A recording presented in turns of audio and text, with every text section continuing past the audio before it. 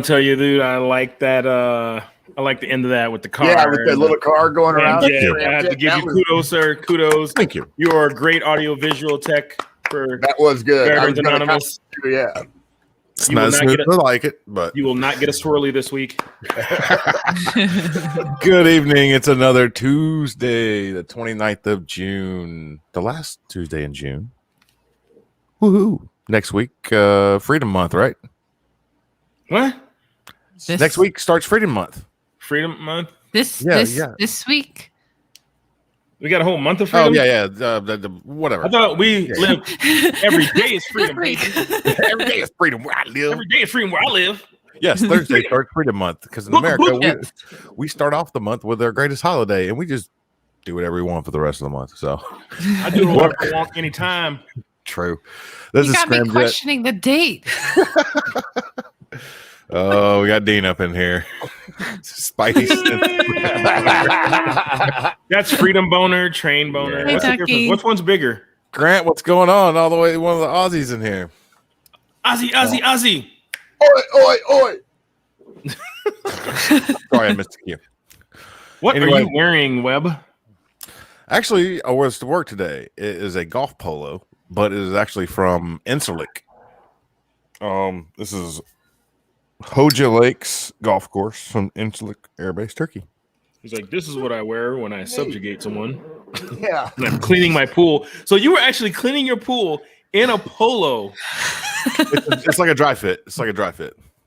But I got like basketball shorts on, man, and flip flops. Ooh, now he's tell me you got white New Balances. You gotta. No, that's pretty much the open air version of white New Balance. The open air. No, those are Crocs. What's up, Caleb? Like my buddy on TikTok, he's a guy, a veteran out in Vegas, Blazing Star Barbecue. He had another video with a guy who met Barbecue Steve.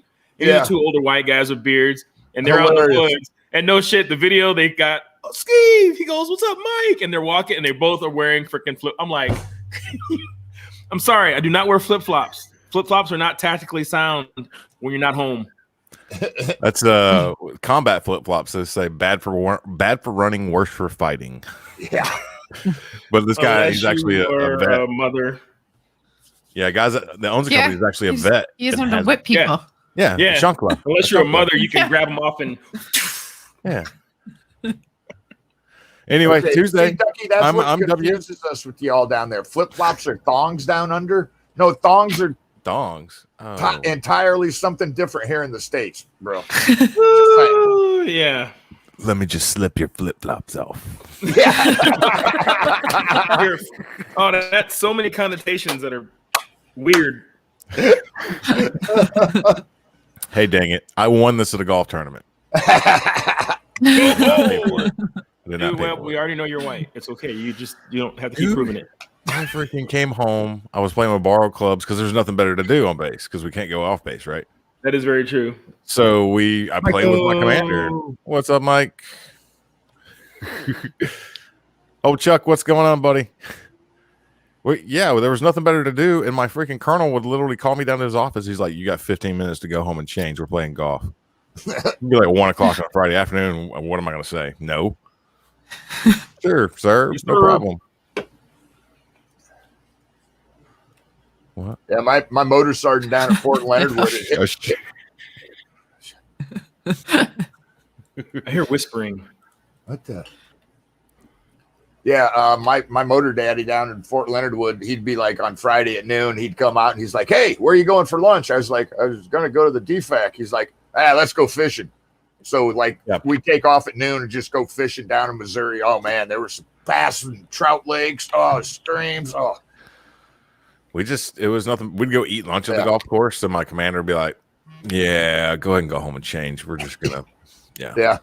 Work was done. We got our work done for sure. But we'd show up Monday morning and people would be like, "Where'd you guys go Friday?" "Oh, motor sergeant had me go with him on a mission across post to grab, whatever." And then he'd be like, "Yeah, whatever Sergeant Ron said." Yeah. I got a question for you about Turkey later on in the show, Webb. Okay. Let's do some intro introductions. Yeah. What? Not everybody at once. I'm Uncle Si. I was somewhere else active doing duty, something. Army Reserves, National Guard, active. Got all the merit badges. Was everything. Yeah, I got all the Cub Scout stuff. But yeah, so I was, 90. I went on active duty. I enlisted in 86, went on active duty in 94, and got out in 2000. So happy Tuesday night, everybody. Woo! Cuddling kittens. I'm Jenny, cuddling kittens. I'm an Air Force veteran. I did a little over 6, worked B-1 and F-16 motors, and now I just make silly TikToks from home. And raise a beautiful child and crochet Yes. crazy elephants. Yes. Sauce Boss. What's going on, guys? I am the sauce boss of the mannequin on Veterans Anonymous. I run a barbecue sauce seasoning company out of my home. We're in a bunch of locations here in Missouri and Sioux Falls, full online presence. I am a retired Air Force vet. I was a structural mechanic, 17 years, 11 months, 25 days, and worked all the bombers. So I am an actual beekeeper and a little bit of the U2 and everything else deployed. Some things that flew, some things that didn't. So just, try to spread happiness through, good food and fun on the TikTok as well. Spreading your undue influence on people. By amazing smokers. I got a story about that later. I got freaking video and everything about it. So hey, kittens, I just had an idea. Do you think you could make like a beanie that had an elephant trunk and the ears on it? Yeah. Oh, I know I could.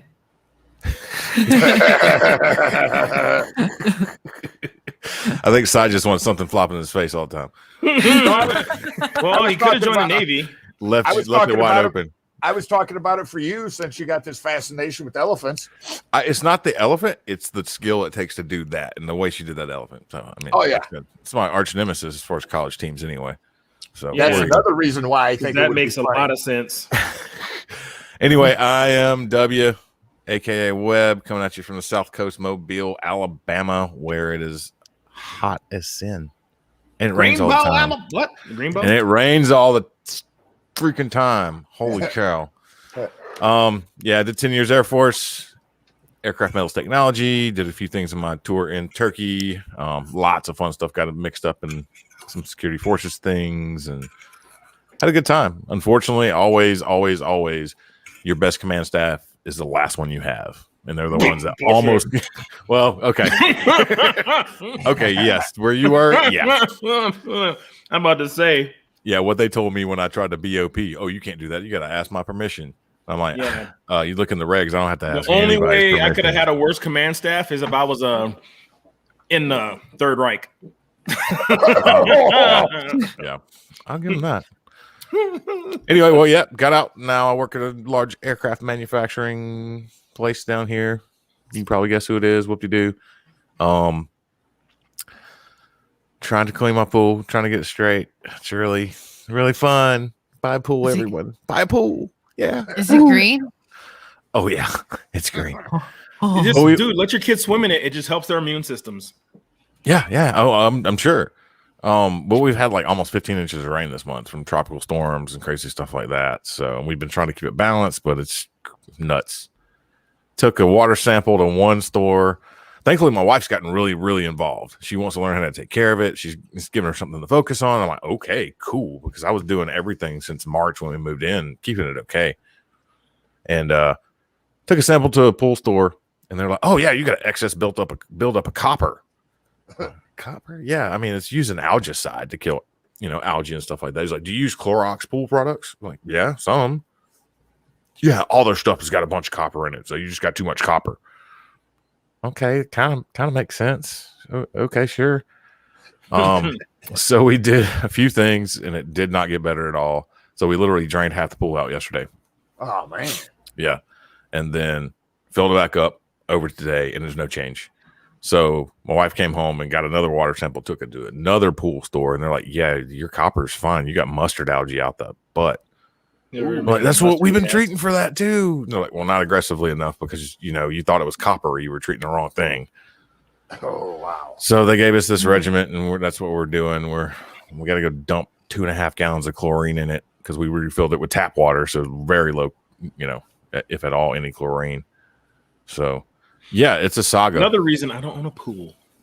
Right. It was science and shit. It was pretty easy at the beginning. It was not bad at all, and it wasn't great when I got it. Yeah, you're right. Yeah. Oh yeah. It wasn't great when I got it. To make them. I got it crystal clear quite a few times, kept it up. I had some mustard algae a little bit, but I killed it off, and it just, I don't know what happened. It just ran out of control.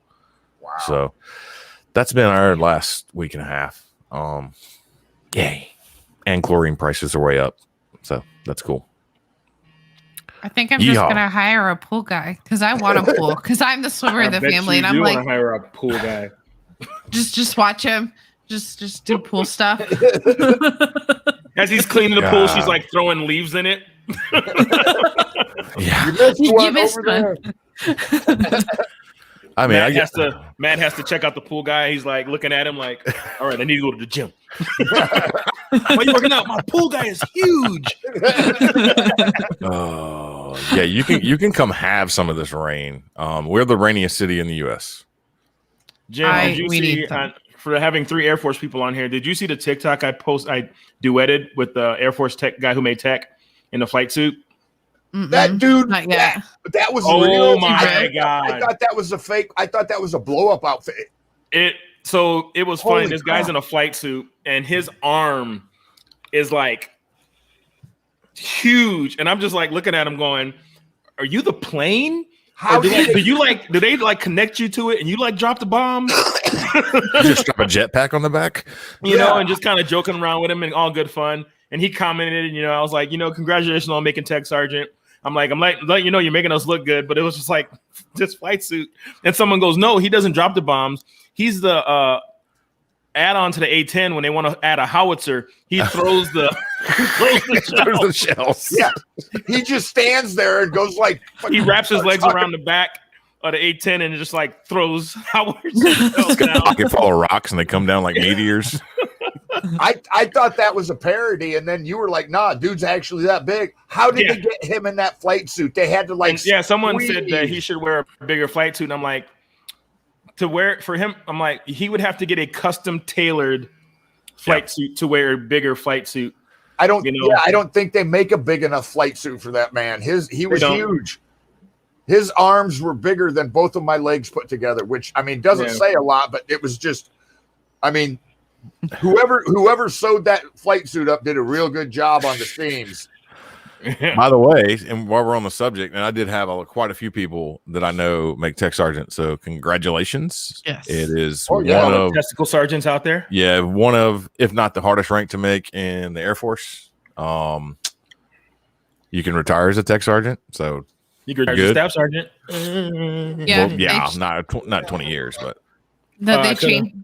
they changed it now, so you can retire at 20 now again because it originally.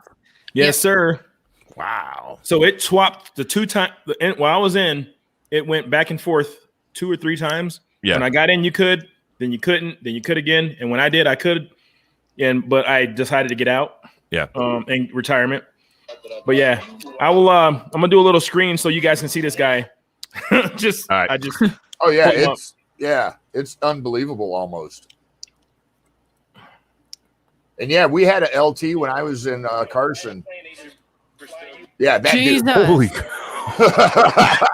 right? It's like that. He makes it look like a schmedium. Jesus. Here's my audio. Carry the bombs, like you hold them and then you drop them. God, dude. Damn. Yeah, I know. That's just. And then that's with somebody. I can't probably hit my comments on here because I'm not in it. Right. But yeah, it was nothing but love. Like the comments were pretty fun, back and forth. But yeah, when I saw that, I first saw it and I thought it was a joke. Yeah. And then I'm like, oh no, I forgot tech results are out because I don't care anymore. Pretty much. I just see stuff off across my feed and I'm like, oh yeah, cool. Exactly. So I'm like, tech results won't be up. I'm like, that's awesome. And I'm glad that I followed him back, and he's a bodybuilder, real cool dude. Dude has a full skull back piece. Like Yeah. if you would have saw him, you'd be like, "He's a Marine." He's a Marine. Wow. Yeah. He has a full arm flag. Nice. Like, That's a little cringy, but yeah, but not the American flag. yeah. No, it's cool and all. It's patriotic, but it gets to the point. It's like, okay, bud. Okay. Yeah, We get it. but no, cool Now, dude. Dean's throwing out some pool stuff. Yeah, we're doing all that. Yeah, we're doing that. We're putting in 2.5 gallons of Don't you chlorine. guys in like a pool noodle club on Facebook or something? Where Probably. you guys get together and You have to grease them to put in the wear in the your FAQ. Hawaiian shirts and tiki torches and talk about pool chemicals.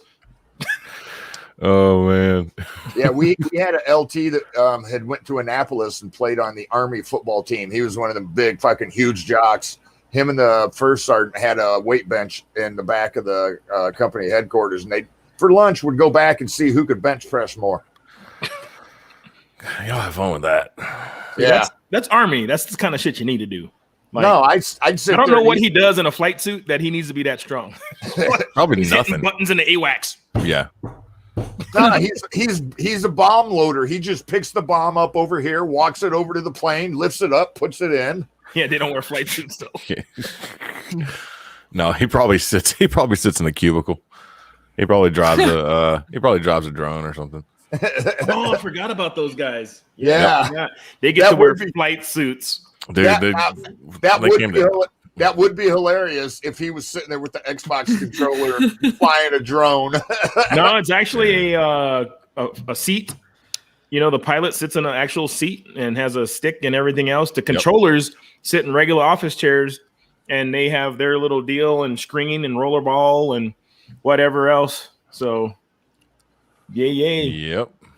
That's that's confused the crap out of me when they first came to Ellsworth. Yeah. Rolling into the BX, small little BX, doing a flight suit. I went to go, whoa. You're a mosquito wing, brah. Yep. Like, this ain't cool. This ain't cool at all. Got used to it. Pretty easy. All right, we're gonna do a slide real quick before anybody's told us to. How about holy crap, we're doing a slide before anybody tells us to. Look at that. We are part of the Veterans Anonymous Network. We're broadcasting right now on Twitch at twitch.tv/vetsanon, on YouTube at YouTube/Veterans Anonymous, and Facebook at Veterans Anonymous 22. Usually on Monday nights, we do have Monday Night Mayhem Radio, but they are taking a small sabbatical over the summer. I know Judy is trying to train for a show. Lunchbox is eating Doritos. I don't know.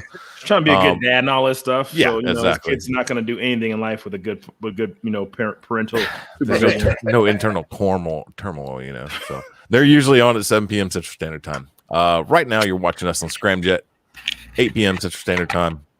We are broadcasting to our YouTube as well. Like I said, it's mainly just a repository for extra recorded shows.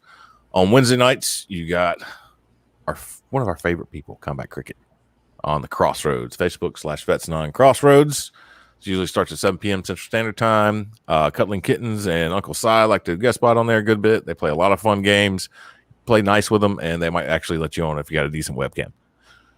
And rounding out our week, the Full Metal Crown Eaters. 2 Marines. Still can't believe we let them give you a safety briefing, but Dude, we get a tax break for having them on there. Oh, that's true. We That's can't true. get the special parking close to the building if we don't have those people here. So, Well, that is our slide. Please check out all these sources and all of our shows throughout the week. We love you guys. We love the support, and we don't do this for money. So keep that in mind. we getting paid. Let's see. It's 10:30 a.m. Wednesday in Australia that you started. Nice. Good, cool. The future. Dean. Oh my gosh. Hit the ceiling fan. Let's see. Yeah, a little bit. Yeah. Get the Crayola 64 pack. It is. All we got to do is make sure we have a constant supply of crayons. Then they won't burn the network down, Mm-hmm. And then we let them do stuff like run across the United States, and we're just like, okay, cool. He'll be gone for like a month. All right, cool. Everyone, just chill. Well, did you guys see he got a driver now? So it's all set. Yep, he got a driver. Excellent. He's leaving, and it's happening. Sweet. I've been That is pretty awesome. buried in stuff. Haven't been on the social media that much. So good. Congrats, Kyle. Congrats, baby Jesus. Looking forward to all your updates. We will definitely share them out on the network because he is way more of a man than I am. Well, him and Tommy Rodica have a plan. They're still going to do a couple shows while he's on the road. He'll take a break and he'll do the Full Metal Crayon Eaters, and then off he goes. So don't question your manhood. First of all, I like to tell someone they're Marines, so they only know how to do things that are hard. It's not like, oh my God, my kid's failing algebra. Where are you going, Dad? I'm going to run 10 miles. It's just that kind of thing. It's just not, the smart thing to do, like sit down, talk to him. He's like, all right, I'm doing push-ups. No, just joking. But no, it's what you can do, because you just kind of do what you can do. And that's what Marines do. They run a lot. And probably wrong phrasing, better man than I am. He's got better legs than I do for sure. Oh, yeah. Oh, for sure. No sneaking away. I couldn't run 30 blocks, let alone 3,000 plus miles, Yeah, you'd have to have a really good dog chasing me. And then I would have to get to the point where I can start thinking in my head, I might be able to win the fight. Yeah. Be like, okay, you can have my arm. I'm going to gouge your eyes out, but I'm done running. Yeah. I ain't running no more. But my dad taught me how to fight dogs, so I'm good. Eyeballs and throats. No, dogs all have the same maneuver. And the only reason it's not like I was a dog fighting kid. My dad's best friend was a cop in the Air Force when we were at Homestead. And we would sit there, and his service dog, Max, this was way back in the 70s, would come over, and Max would mess with me, like literally like bark at me to get me to run, and then chase me and like prance behind me while he barked and then like laughed. And he goes, and the guy goes, if you ever get like attacked by a dog, he goes, square up with it. He goes, right when the dog gets to you, sidestep and punch it. Because punch it dogs, where? No, just punch it. Just sidestep and punch it, because dogs commit to the jump. Yeah. And as soon as you sidestep, and it's worked for me as a kid. Second thing you can do, which is the more ballsy one, is literally ram your fist straight down their throat. Yep. Yeah. And it freaks them out. I did it to a big ass Rottweiler once. I've done that before too. I had to do it to my mom and dad's Roddy, and it taught him a lesson. Like, okay, you're on the food chain above me, like dad and mom are. Yeah. You literally, dogs should talk when they give you that look on their face after you do that. They're almost like, what the bro? Yeah, really? Not cool, bro. Not cool. Not cool. But yeah, no, that was just that's what my dad's friend taught me when I was a kid. So. Well, see, Mike, that's why none of us joined the Navy. We won't be in that instance to have to do that to a shark. So, Webb, the question I wanted to ask you, since you were in Turkey, and it's a sensitive subject. Okay. So, did the Air Force allow Armenian Americans to get stationed in Turkey? Sorry, I just saw that. That's Are you expressing anal glands or something? That's not asserting dominance. That's all you. That was really weird because I didn't see it, and you started laughing. I was like, "What?" Oh, Connors has a Roddy puppy. Oh, they're so cute when they're puppies. They got those giraffe legs when they're learning to walk. Like, yeah. He's 140 plus pounds. He's a big puppy. He's a fat puppy. He's a child. Claim him on your taxes. Yep. No, so going back to did they allow Armenians to get Armenian Americans to get stationed in Turkey? I never ask anyone's nationality, really. I wondered. Yeah, I know what you're getting at for sure. Ask it for a friend. Yeah, I know what you're getting at for sure, but I never really. I don't know. I wouldn't think, but I don't know. Because the one time, like the military never looks at that when you get orders, but I wonder, is that the one time they actually would like look at your bio? It'd be like, depends on your job and your security clearance. Yeah, too. You know what I mean? If like, you're just going to be a cook, but he can't go off base. When we weren't allowed off base anyway. Oh, that is There's true. Yeah, I went off base 2 times, and that was because of a medical emergency, and we were medical escorts for one of the guys in my shops.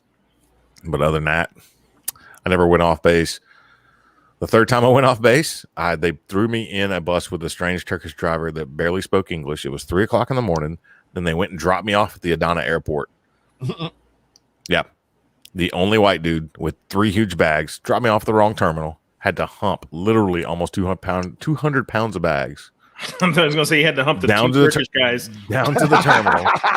And no. Literally had to hump the 2 Turkish guys. And then finally get on the plane to get to Istanbul. And then, oh God, getting to the Istanbul airport, dude. Because they don't care about English, putting English signs up. It'll flash like Turkish. I think there's then German, then Spanish, and a couple Arab languages, Farsi or something like that, and then English is at the bottom of the list for electronic signs. So I'm sitting there waiting, and it's like cycling through. I'm like, where's the English? Finally ended up just flashing my ticket in front of this airport person's face. Is like, where is this? I need to get here. He's like, oh yeah, go there and down and boom, out the door. Went out the door onto a road. Like, what's going on? I flashed my ticket in front of him. He's like, oh yeah, over there, bus. I'm like, I need to get on a plane, not a bus. It's the magic school bus. Yeah, I'm not going to be taking a bus to Amsterdam. Sorry. But he's like, no, bus go to plane. I'm like, okay. So I did get on the bus. Yeah, I did get on the bus. Christine, what I was talking about is the Armenian genocide that Turkey still denies and kind of shuts everybody down when they talk about it. Mm-hmm. So I was just wondering if they, that was one of the things, but no. Other than that, we just sold another Hawaiian shirt. Yeah. Speaking of those Hawaiian shirts, for all of those that ordered, the first one that posts a video in said Hawaiian shirt will get a special surprise from the Sauce Boss. Yeah. Ooh. I got ideas. I bet you do. So, so I know you're about to talk about your smoker. I finally burned the charcoal down to clear it out so I can actually take it apart, like take this tray out and look at it. And I think they did. I looked at some videos of the first generation of those smokers, and this one looks like it is built a lot better than the first generation. I don't see too much. I know why some people say that there's smoker. Maybe the programming of the fan is better also, because when I kept it like at 250, like the highest I had it was like 250 to do anything until I did a sear. But below that, it like comes on and just kind of the insulation of the hot box, the smoke chamber actually just keeps it where it needs to be. So the fan comes on less frequently. It's when I cranked it up to like, I don't even know. Isn't it 700 degrees? Yeah, 700 degrees top temperature. It goes to 700 degrees. Oh man! So I cranked it up. I was cranking it up like to get a sear, and I'm like, okay, crank it up, and I'm like looking at the knobs. I'm like, okay, 5, because my Oklahoma Joe stopped at 5, I believe. Yeah. And I'm like 5. I'm like, wait, it keeps going up. I'm like 6. I'm like 7. I'm like, what? Yeah, with the proper load of coals and proper lighting of coals, it says it'll get to 700 degrees in like 15 minutes. And mine got to 700 degrees because I had the big chunks in there, so it had real good airflow. Yeah, and that's why when you guys saw me, if whoever followed me on TikTok, I did a video where I was actually breaking open coal bags into a tote, sorting through coal because I'm not using anything smaller than a briquette. Yeah, because that's picking out the nice sizes. That's pointless, and I'm just kind of seeing what I get to work with. I have a couple coal companies that I called to get some prices on pallets, because I got to work that into my cost analysis. And Lamb, that's actually a 1050 master built downdraft charcoal wood. Yeah, we'll get into it. Let's see. Webb got some good video of it. Oh no, Dean's like, no, discount on the yard big bus. I felt like it, dude. Oh yeah, I felt like it. Oh man, at least I didn't have to ride the rotator back. I got to spend 5 hours in the Amsterdam airport, which was awesome actually because they have a huge mall and everything. But yeah, it's a lot of fun. No, yeah, and what he wanted me to say something again. Was it about the Hawaiian shirts? The first person that gets a Hawaiian shirt video on Facebook or TikTok will get a special prize from the Sauce Boss. I think that was what he wanted. Okay, cool. Anyway, yes, this is the Masterbuilt Gravity Series 1050 that old Sauce Boss, pushed his undue influence on me. I did not. It's just an amazing piece of equipment. Here, let me twist your arm.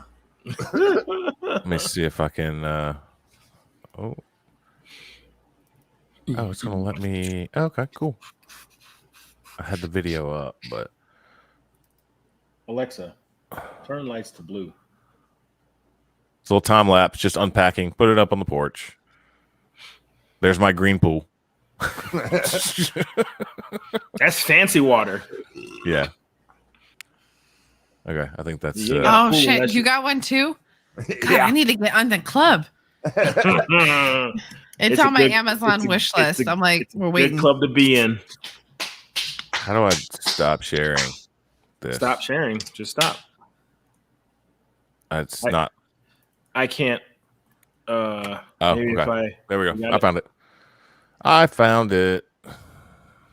And then, oh man, we're from studio. It's still up there. It's weird. Okay, now I can figure it out.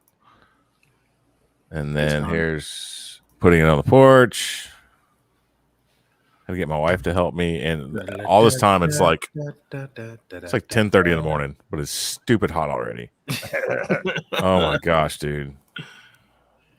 Dude, you have a big deck. Thank you. Been practicing for that for a while. Yeah, it's a little warm out there. I mean, it's like 11:15, but Bureau field 92, 70% humidity, 11:15. It's gonna be fun. All the parts are out there baking in the sun. Yeah, Dude, it was so bad. Didn't you tell me like it was not even on, and the thermo was reading like 100? Yeah. I'm gonna. Yeah. I mean, there's a couple more. We'll just roll through this. I just Back outside. I just shot all these on my GoPro, and I was like, I'll put them together later. I'm like, nah, I didn't put them together. So I was smoked at the end of the day. Got most of it laid out. It actually does come in mostly pre-assembled. So first steps and directions are to put some latches on and then flip it upside down and put the tray on, the legs on, the bottom tray, a few other things, casters, install your smoke box. Yeah, because you got yours assembled, right? Yeah, I got mine assembled by professionals. You assemble this. How do you do that? And then at some point, you pay extra. You buy the floor model. So, that's your fan box, basically. A lot of places, when you buy them, you can opt for assembly and delivery. You can at Lowe's, but my wife, she bought the one for Cabela's on the floor. Grates, which is awesome. These things have a these grates. I keep the one, so I keep the one closest to the firebox. Flip to sear as possible, and leave the one off to the other side at smoke. Great. Putting the cooking action. Burgers do better on the sear side, just to let you know. The middle grate with this little partition in the back, and then the top grate, I believe. This is a manifold. It's like a little house. That's the hot box. Yep. Hot house. Thing's got fuel injection. Whoa. Yep. That's like your air intake. The bottom tray. It did. It looked like a Holley, like high-rise intake manifold that with the intake tubes off. I'm like, we got fuel injection. We got fuel injection on there. That boy got Mopar. Yeah. And in the box, you got most of your other delicate assemblies. I think the first time I took it out to take a look at it after a cook, I said that. I was like, wow, I got a header. Gaskets. Yeah. So, even having to use our Only thing, I wish they would not put bullshit That's wheels the on it. tray, which is awesome. Dude. You got the grease pan, but then you also slide the entire thing out. Yeah, I really like that. Clean it. Yep. Which is awesome. This is a little front shelf, handles, small miscellaneous things. All right, I'm gonna do what I can. Yeah, I figured out the It's, shelves. Again, really hot. Yeah. So Get really hot. I'm gonna hydrate and get to it. Do as much as I can. Girls and Sam are off to Hobby Lobby, so let them have fun. I'd rather go to Hobby Lobby, not Heat. Yeah, no kidding. I should have. Because, yeah, it was. Did you get a cover for it? No, I'm going to order one, though. So. God damn it. Let me turn my ring off. I flipped it all by myself. Look at me.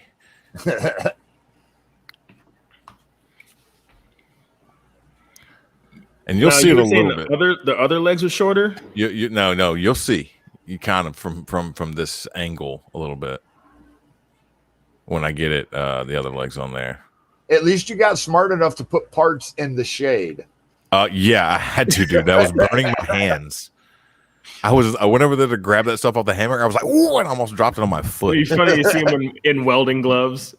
I almost did. No, at one point I didn't film it, but the handle for the actual hood. Yeah. I literally went and got my silicone grilling gloves to hold that thing to assemble it because it had soaked up so much stinking heat. All right, I can kind of see the one in the back, the one is shorter. The back right there is shorter. Yeah, significantly shorter. It's weird.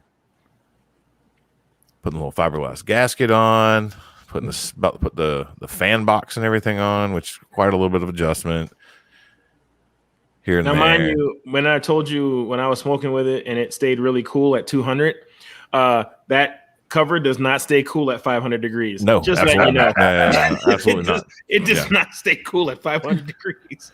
Yeah, I went to go test that today. I was like, ooh, and I didn't even touch it. And I was like, nope.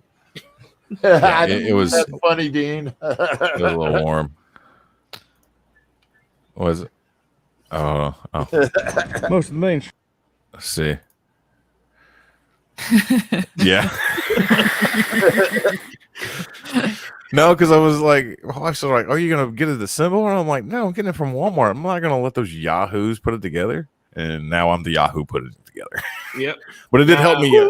It did help me understand a little bit more, see what modifications I'd like to do, and just to help it out here and there with fuel consumption and installation and all these things. They did Master Build. I will let you know, Master Build. They did a really good job. Like the only thing I modified is I bought the screws that you can actually screw in with the starter tips hooks. Yeah, and I took those other hooks out and I put 4 hooks on the side of mine that I can actually latch in my pieces. So yeah, it works great. Yeah, see. Structure together. This is the fan box, basically where the ash box will go. Obviously, this is upside down. The grate right here where the charcoal will burn. The fan will push in through here and out and into the bottom of the grill through the manifold. So it is freaking hot. Sweat my booty off. But actually grabbed some of the parts over here on the hammock and they burned my hands. Yeah. So momentarily. So I put them in the shade to cool off a little bit. But whew. Wow. Yeah, it's a little warm. Visually, look. See this it? leg looks shorter than this one. It might be the way just we have it upside down. It's not used to be having all that stress that way. I don't know. It looks weird to me. Very, very weird to me. Obviously, when we get everything tightened up, installed, they said now I can tighten all the bolts and everything on the legs. You know, looking at it, dude, I think it's supposed to be shorter. No, why? No, it does. It's not like it. Both legs are slightly shorter or off toward the back, like toward the grease tray where it would help to drain it. It's like the opposite. It's like toward the front, which I mean with the adjustable casters on the front, the smaller casters, you can screw it out almost all the way. Now it contacts the ground, but it's like one caster is this far screwed out and the other one's like tucked all the way in. Bad So- engineering. I'm calling bad It's engineering. not like it's bound up or anything. Yeah, everything fit together But, great. We'll see. That's a little weird to me. Maybe it is just because that corner is. Let me know when you find the part number for that fan. Maybe the whole chassis is Oh, yeah, I haven't even twisted looked a for little that. bit just from installing it. And I think Mike has the right idea. Put it together in the house, then wheel it out. No, there's not a room in my house. Well, there would be, but I didn't. No. Yeah, You could do it, but you couldn't put the only thing you couldn't do is put the lid handle on because that's actually smaller in width than my Oklahoma Joe's. Because my Oklahoma Joe's, those stupid, Oh, I got French doors. I get it in and out. those railroad casters are stupid. Yeah. You can't switch the legs. They're definitely made for each side with certain screws and screw holes and stuff. So Like this. So. Maybe it looks like it. Maybe a little bit is. I'm hot. I'm gonna go get some water and cool down. And, Dude, we'll continue on this little journey. I just love the update. I'm hot. It's hot. Yeah. I'm hot. Yeah. I had to. I'm telling you, it was freaking burning up. Yeah, I think I talked to a guy on TikTok today, and he goes, "Yeah, I was camping. Hey, It was no. 115 degrees." I'm like, "Why? Why? Why? You Got my sit in hammer front out. sit in front of your Well, oven." Oh, you know it's Sorry, I getting didn't serious videotape when the most of hammer it. comes out. Yeah. It's extremely hot out here. Again, Heat index of like 105. Literally went and bought a canopy to put this together. Anyway, they one blow in the pool not too long ago. we needed one anyway, but my wife was out. I was like, "Yo, go buy a canopy. Where you gonna find me on the porch?" I am still dripping sweat. Even my dry fit shirt from Clutch Kickers is, well, not only dry fit, but it's soaked. It's wet fit. It's nice though. It's very nice. Just a few complaints. Had a little damage in shipping, I think, to Yeah, Walmart where I got it. That little piece, I'll work that out myself though. Put one of the dampers all the way through. I'll figure it out. One of the cool things I really like about this bad boy. Here's your shelves, Felix. Here's your. these convertible grips. I figured that one out. It took me a minute on camera to do it. Yeah, once you figure it out, you can do it, Flip Yeah. that one up, and you can push that one back. I think. That one goes down. Yep. And We'll do this one. Come on. Almost. dude, the same thing happened to me, Almost. Jett. There you go. There you go. Clang, clang, clang, clang, clang. Clean up as well. Yeah, Yeah. there we go. There. So Bam. you don't have to take them all the way out. So we got Yep. the cool full cooking space. And then kind of, Boom. Yep. it's like an erector set a little bit. Yeah. Yeah. Now I will tell the engineers that was probably one of their Yeah, you got piece the de la top lights. resistance, and Haven't I even give them turned the kudos on controller that. yet. Yeah. I may want to do that. I don't like the 2-prong plug. I wish it was Yes. 3-prong. I do like Okay, the that switch is working latch. at So least. See, Yeah, it's that- 93 in the look at that. grill. Put it that way. Oh, 93 wow. whatever. I'm about to go get Jesus. some charcoal chunks and burn this thing off. Because I'm definitely doing chicken wings on it tonight. All right.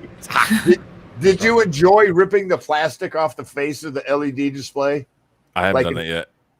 Oh, What? you're one of That's them like the people. best part. Like, Yeah, you're one of them people. I'm that one of them leave it- people too. But the first thing my wife did was I was like, Rip it off.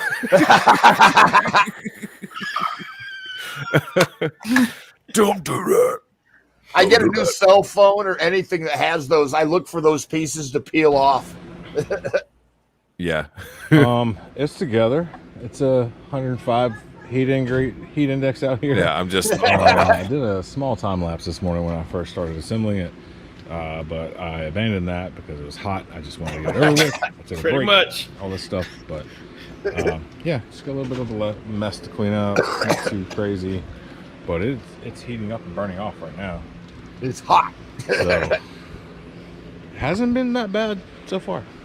Not at all. Kind of fun, actually, but I'm excited what I can do with the chicken wings tonight. And now the fam and I say hi, Ellie. Hi. We're getting ready to tie-dye some t-shirts. They're doing this. I was wondering what the heck that was. I'm like, what are they cooking? Everybody. What?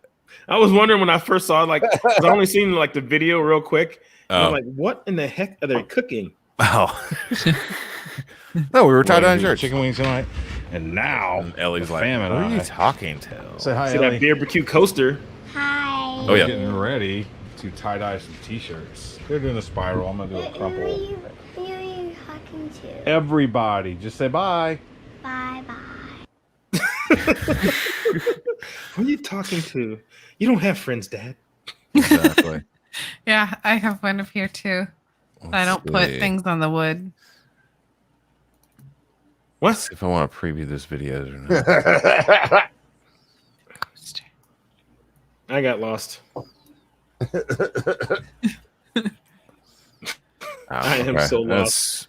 So when you say burn it up, so I'm like a newbie to grilling. Yeah. Burning it off super noob. means so when they build it, any oils, any fingerprints, any booger pickers that put it together, any chemicals, any, you literally burn all that stuff off, all the shop oils, all the production crap. So it's clean on the inside. And after a burn off, then you season with That's where usually an oil of your choosing, olive, vegetable, canola, whatever. And that just helps when it smokes. It just helps the flavor. Well, it helps clean up too. Yeah, So. and it helps clean up. Think So of what do it you like, do? How do you burn it off? Think of it like seasoning a cast iron pan that you get. You burn about a pound of bacon in it, so the gets everywhere and just helps to season it. So Actually, I just put a load of coals in it, and they gave you a little burn. It was like 250 for 30 minutes, and then or 250 for an hour, and then 400 for 30 minutes or something like that, and let it cool completely down. Because it had actually promo stickers on the inside of the grill. It's made so when you put it together and set it up at a store, you open it, you can see everything and all that stuff. But so there's glues and all that other kind of stuff you don't want in there. They're all Right. food safe. You're but a jet don't mechanic, want- right? Mm-hmm. So imagine you get a brand new engine in, and your burn off would be the first time that engine gets lit. So you're figuring it out, letting it ramp up, and you max thrust while it's in the what is it, the test chamber? Pickle run. Yeah, Yeah, no, you you can do it on the motor. You pickle run it. do a pickle That run. blows out all the white smoke. You're pretty much doing a pickle run. So you're blowing out all the cosmoline and whatever it was stored in.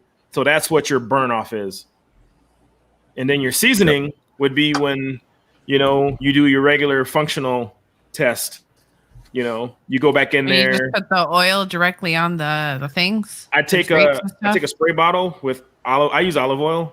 I take a spray bottle with olive oil in it, and I make sure it mists, and I just mist it around, all the grates, all the lid, the sidewalls. Yeah. I use flaxseed oil. It's like the highest smoke point of any organic oil. So I take that in a paper towel and I rub it everywhere. I soak my grates down with it.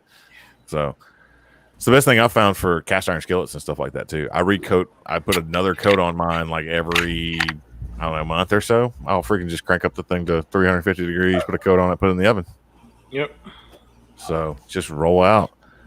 I don't have cast iron pans. I still have pans that I got at the airman's attic. Wow. Like, I am She's long eating on- overdue for Getting new on pans pans. of depression. Yeah. Let's see. It's together. It's a Is this the one 5 heat ingredient. Yeah, this is the one I just shared. Never mind. Yeah, there we go. Video file. Same So shit. you have a choice. You can either put something in the firebox down here and let some of the coals ignite that smoke, or you can drop it in the ash box, or you can drop it in the top firebox. I'm not sure. I think I'm gonna do both right now because I'm gonna heat this thing up for cold chicken wings, some big fat chunks here. So Webb, when still I got let it go, the fire doesn't actually make it high enough to ignite your wood up high. Yeah, mine did. Because I had a small layer of coals down there. Then I put the wood chunks and more coals on top. Yeah. So it's kind of a layer. I leave it on the bottom. It just kind of works out where you can just keep refilling it and you don't have to open up the top one. Yeah. some good Well, this is at the very beginning. charcoal in there. So it should be firing off. You can hear it crackling in the background. But You could run this thing on wood alone. If you got wood splits short enough, you could literally run it on wood alone. I put some splits in there. Yeah, I'm gonna try How that. it works. I'm gonna put it in both sides. Whatever. We're gonna burn cherry wood. Yeah. I put some wood splits inside the bottom. I actually brought my axe out and started splitting them. 350 while I coat the wings. I'm gonna shut this down. I'm gonna do some temp. Let's see. Turn this back on. Okay, come on, turn on. Well, we'll see.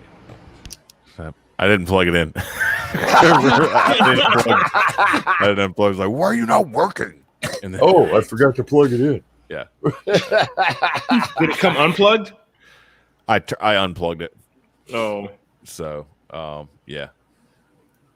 Did you get the network functionality? So all out of app? cadence. Yes, I did get all that to function just fine. Bluetooth, and yeah, I can monitor and do all this fun stuff. All out of rhythm. I don't know what's going on. I forget. Totally forgot. Obviously, it's the first time cooking with this thing. That it heats up so stinking fast. So that's what Felix said. Felix was like, "Holy crap, Yeah. it's up temp already!" Like Yeah. that. You used to charcoal taking like 40 minutes. So I can just spread these things around. It gets equal smoke. But yeah, it's got me out of sorts a little bit. I'm not gonna lie. Yeah, out of rhythm for Hurrying up sure. and putting these things on, but it should be a fairly simple cook. So we're gonna see. And the one thing I do like Please about it, hold so like on my on. pellet, when you light them, Unless you you wanna can't come put say your food on hi. it, so it does the burn off. This one doesn't do a burn Get off. some smoke. Yeah, So I had a guy talk about every time he had food at his brother-in-law's house, he had a pellet and a puck smoker. It always tasted bad. And I'm like, do they put the food on like right when they turn them on? He goes, yeah. And I'm like, well, you're literally coating your food in like, what is it? Just ash and soot. soot. Yeah, You know, ash and because soot. those pellets need to burn off. So even my Oklahoma Joe's up there that billows smoke, you need to wait till that goes away. Well, then even put your food on it. even like when Yeah. you do just like charcoal briquettes, like Kingsford and charcoal grill, you got to let that stuff get white before you put the food on it. You know, otherwise you taste the No, you don't have to actually. Yeah. Now that you got a clean, now if you got a clean burn on it, you're fine. As long as you don't use lighter fluid on anything, Yeah. you're good. This one does say do Yeah, not use lighter fluid. Yeah. Explicitly. Yeah. The rub on the wings is literally just Cavender's Greek seasoning. That's all I've usually used on chicken, unless I'm doing like a beer butt chicken or something like that, which I'm gonna have to try on here because it's got lots of space. But it's just Cavender's Greek seasoning, and it's amazing. So nice. The oil, no, I usually with a paper towel, I rub everything down basically. And it when you're heating it up, it opens up the pores in the metal. People think metal is non-porous, but it actually does have microscopic pores. Yeah. And it will draw a little bit of that oil into it, but also what you're doing is polymerizing the oil, just like a cast iron grate. You're polymerizing, making a organic, almost a plastic that sticks to the metal and grabs onto it. So, And the oil does drip off a little bit, but it doesn't hurt it. That's meant for it because you're going to have fat dripping off the meat you put on there. And that's why they have a drip pan and a drip tray. Yep. So you'll be good. Just make sure you clean those drip pans and drip trays out every so often. You don't have to clean them on every smoke, but you definitely want to get them cleaned out. It can go rancid. Yeah. Like you just get them out of there. What I suggest is I always like, if I'm going to do it, like when I lit this up to burn off all the coals on mine, and I like to do it when it's warm so the grease pours out. Yes. Because if you pull it out when it's cold, you got to sit there and scrape. Just heat it up. Heat it up. Easy. So dry sauce and wet sauce. Was a dry rub. Sauce, dry seasoning. Dry rub. And people, you can marinate wings. Not advised to coat everything in barbecue sauce and put them directly on the grill because you are going to burn the sugar in the rub before you do anything, and it's going to taste horrible.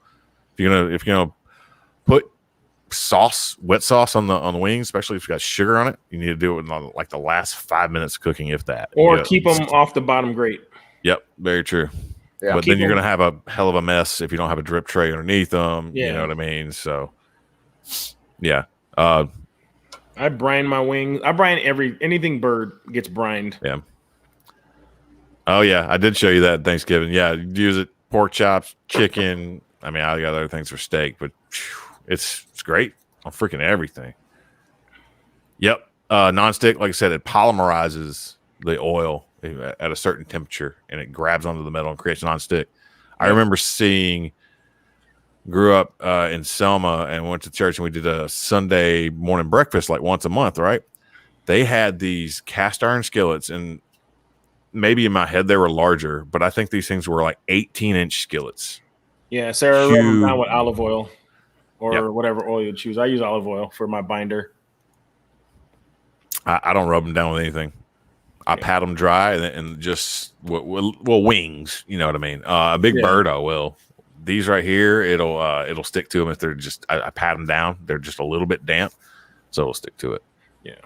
I remember these freaking cast iron pans though, man. Probably 18-inch pans, and they have been seasoned and used for probably 50 years. And given this is in the 90s, like I threw a button. I can control your video. I know it's cool. I didn't know that. Share the video. Yeah, it's actually its own entity down in the bar down here. Yeah. So, but those things had like almost a glass smooth bottom finish because it had built up so many layers of polymerized oil. Oh yeah, it was amazing. Nothing stuck to them. Like literally, we never watched them. We just in the sink, swish it around, done. It's crazy. My grandma had a cast iron pan, and I'm mad I didn't get it when she passed.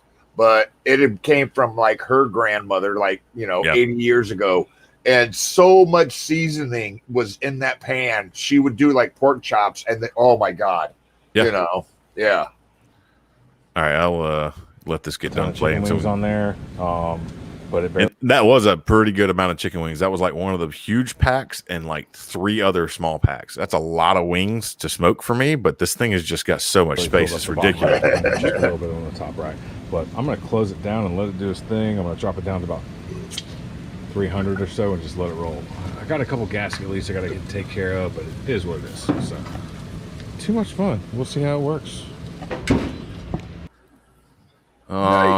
Let's see. I think I have like 2 more with the, and we'll be done with this unless I think everybody's enjoying it, and that's fine. 13, 15, but it's been fun. I mean, coming off those wings crispy. sound crispy. Yeah. That's But they were still juicy on the inside. Like nice. That's one thing I haven't used. I don't use the probe on there. I have enough probes to fill it. Yeah. I wish they would just sell all the probes. Those probes with those that would come with it. So a cheat you can do. Felix, you got enough probes. You could be classified as an alien. That is true. But Pit Boss probes work. Okay, I'm gonna have to buy. I'm gonna have to buy some because I looked at some of my Thermal Pro and they're they're too small. Yeah, they're too small. I forget the millimeter, but Pit Boss probes work. Cool. Wings are pretty good. Got some hot spots. Obviously, they're very crispy skin. They're pull apart, no problem. I mean, obviously, this one sat over a hot spot for a little longer. That's fine. And the right side, like most grills like that, that's where the hot spot usually is. The Masterbuilt 1050. Great crunchiness. That's not; those things sound. I'm not even hungry, and they're making me hungry. But they did just happy? Pull apart. That was still awesome. I'm happy. It's just a disruption in my doing cadence. good, Jade. How you doing? How you get the grill ready? Do I start the coals and blah blah? I don't have to start the coals. It starts the coal for me. It starts heating up the chamber. So just thrown off completely. I'll figure it out. I was for sure, dude.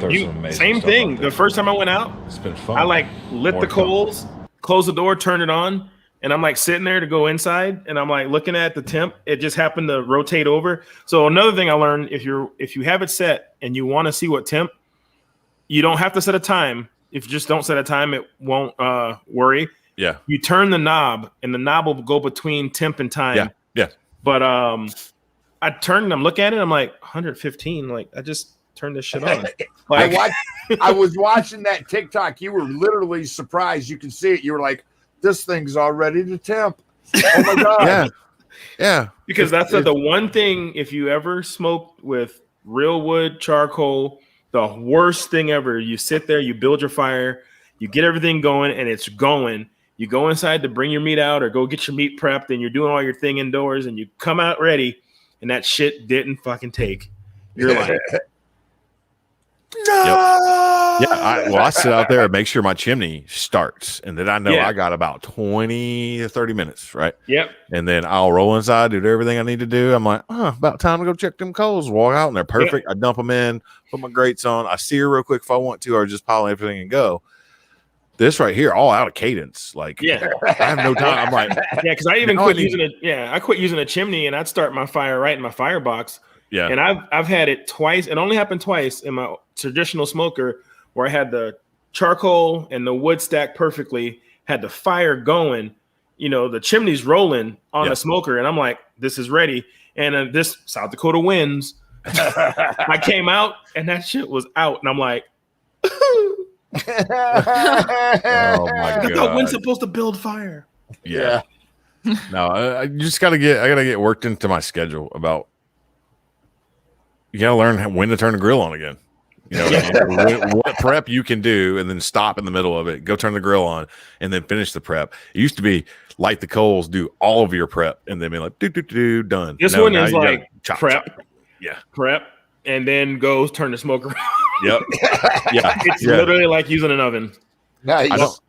I don't have any pictures of it, but I talked to Felix about it the other day. I reverse seared some ribeyes and some thick New York strips last night. It's the first time I've done that in about a decade. Yeah, I do. Still had some of that cherry wood in there. Oh, yummy. Oh boy. I put it in the thickest New York strip, the little probe, and I got them to 110. Yep.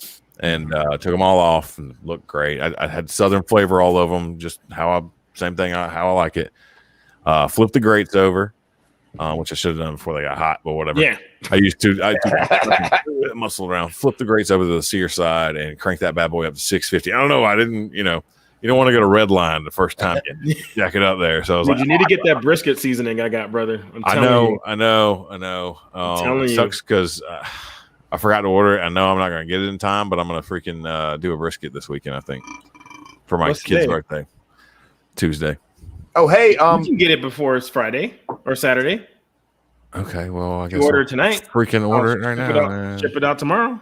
Okay. Hey, and we are at the top of the hour. Roll that beautiful beard footage. I guess I know a guy, with a connection or something.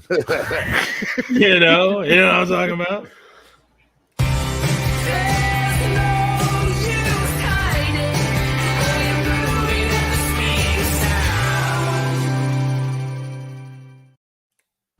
So what I like to show you guys here, pop right into it.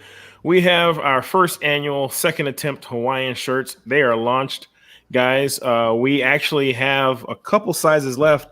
We have two larges, one extra large, one 2X, and one 3X. I don't really know if that one 3X is correct, but you can look on the website. I had this open for a while, so the person that probably ordered this when we were on, it's probably not up to date. Well, we shipped out the first launch of Goes, but man, I'm telling you, this shirt is phenomenal. I've worn it. I bought myself two. We only have one XXX, one extra large, and two larges left. So the XXX is gone, pecan.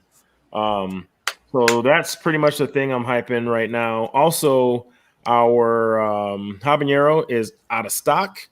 That last one actually went out to Germany. Cool. Allie Grace Marcel, her husband's stationed out there. They're stationed out there. Great family doing their thing. She's a TikToker who is like, if you watch her stuff, it's just so homey. She's like, hey y'all, and all that other stuff. We have our spicy seasoning right here. Our old 13 ounces for sale. They're 20% off. So $7.99 if you want to get them. But the big thing I want to talk about is this right here, our Sacred Mountain Retreat Center small batch. Now this is, can you guys still see all this? Mm-hmm. This is our sauce I'm selling to give back to Sacred Mountain, the place that did so much for me. So there's 3 tiers on it. So you can donate $15, $25, or $35. And 100% of the monies are going to Sacred Mountain. So we're selling these jars. It is our original white label, our original mild sauce. So it's, I didn't make a new sauce for Sacred Mountain. That would have cost way more extra money, and I couldn't have done it in time. And I'm a guy that just, I just get shit done. And white labeling is something in this industry I'm in where people make a product so for other people to sell with their names on it they didn't actually produce. Well, this is something I came to Sacred Mountain and asked them for their permission because I want to be able to cut those guys a nice check after we sell all these sauces. So far, we've already raised $600. And like I said, the guy who made my labels and the labels were donated by Chris Wentz at Copy Country, local screen printer here. Graphics guy, graphics company. He does vinyl and whatnot. He does all my logos. He's the one that kind of made the Beard BQ logo look as it is because it's my original artwork, but he kind of did it up. But yeah, we've sold some of these at the $15 price point. We sold a couple at the $25 price point. And yeah, you're just helping out first responders, law enforcement, correctional officers, veterans. But the biggest thing, I think, besides me and those individuals I mentioned, are the Gold Star families. So you never really get a program like this. Like Gold Star families never get assistance like this. It's always the veteran, the service member, the cop, the firefighter. This place actually does a whole thing with Gold Star families. So they can go with other, I don't think it's mixed with veterans and first responders because they don't have the same lens that they see life through. They have the lens of someone that was at home supporting. So I think they get Gold Star families together and they go through a week-long program. But so that's mainly what I've been pushing on TikTok, on Facebook. If you see me on Instagram right now, it's all about this. I have 10 cases plus a third of a 3/4 of another case. It's pretty much sold, but we have 9 cases to go. And like I said, I want to get it out there. I want to not call people out, but I want to call an action. So if you see this, I want people to share this, like it, comment, and just it's not even about that logo right there. It's about this logo on the front. It's about Sacred Mountain, and we need to get it out there. And I know there's a lot of other programs out there that help people out, but this is something that actually helped me that I know about. I know where the money's going, and I know these guys are good. So I'm not trying to take the focus off anything else, but I can only work with what I know, and this is what I know, and this is what this is about. So if anyone else went through any other program, feel free to take your time in your company to hype that, but this is what I'm hyping right now, and it's Sacred Mountain. So I'm not saying I don't want to hear about it, but this is where my focus is at. Right on. Yeah, and the place saved my life at the end of the day. And I have, nothing but kudos to say. I've been a part of a lot of other programs my whole time in the military and outside, and I've never tied my company so tightly to one thing. So if that tells you anything, they're on my website. I wrap my baby with their logo, so I believe it is ball to bones. Well, and on the label, I like how you put elk and fish on it, right? Well, yeah, it's pretty much all God's tasty creatures. Well, this is actually the thing that's on the seasonings. We actually added it to the sauces. I think you're gonna have to add like Spam, pizza, popcorn. I've never tried it on pizza, but I did try it on popcorn. You got the habanero, put it on, or I should say, you got the habanero, put it on some pizza. I put it on my breakfast burrito. Oh my god. Yeah, I've put it on I did egg. I did what are they called? Scrambled eggs with a little bit of onion, some ham, and cheese with the habanero sauce. And I've also been putting it in my ramen. And I'm like, this stuff is addicting. That's why we bought 2 more bottles, because this bottle ain't gonna get us. Literally, like I was looking at that last bottle, and I have a bottle in my cupboard, and I have the bottle from Test that I still have that's kind of dwindling down quickly. And I'm like looking at it like shit. And I was talking to Allie on Facebook Messenger, and I'm like, she goes, because she started asking questions, And I'm like, well, if you want it, I'll take it out of stock. And she goes, send me an invoice. I'm like, God damn it. So just kind of rat hole that one because we're waiting for the little toppers that go in hot sauce. This is not one of them, but the little toppers. People think about what we have to do as people that make product. So not only the jar and the lid that are separate, that little the slow thing. Orifice. Yeah, we have to wait for that to come in. Like we have bottles coming in. I don't know when they'll get here. We're waiting to see when that comes. Like shipping things are crazy, So it's just one of those things. And yeah, Sarah, I do see those things. But like I said, I just kind of, like I said, I'm just trying to lens my focus on Sacred Mountain right now.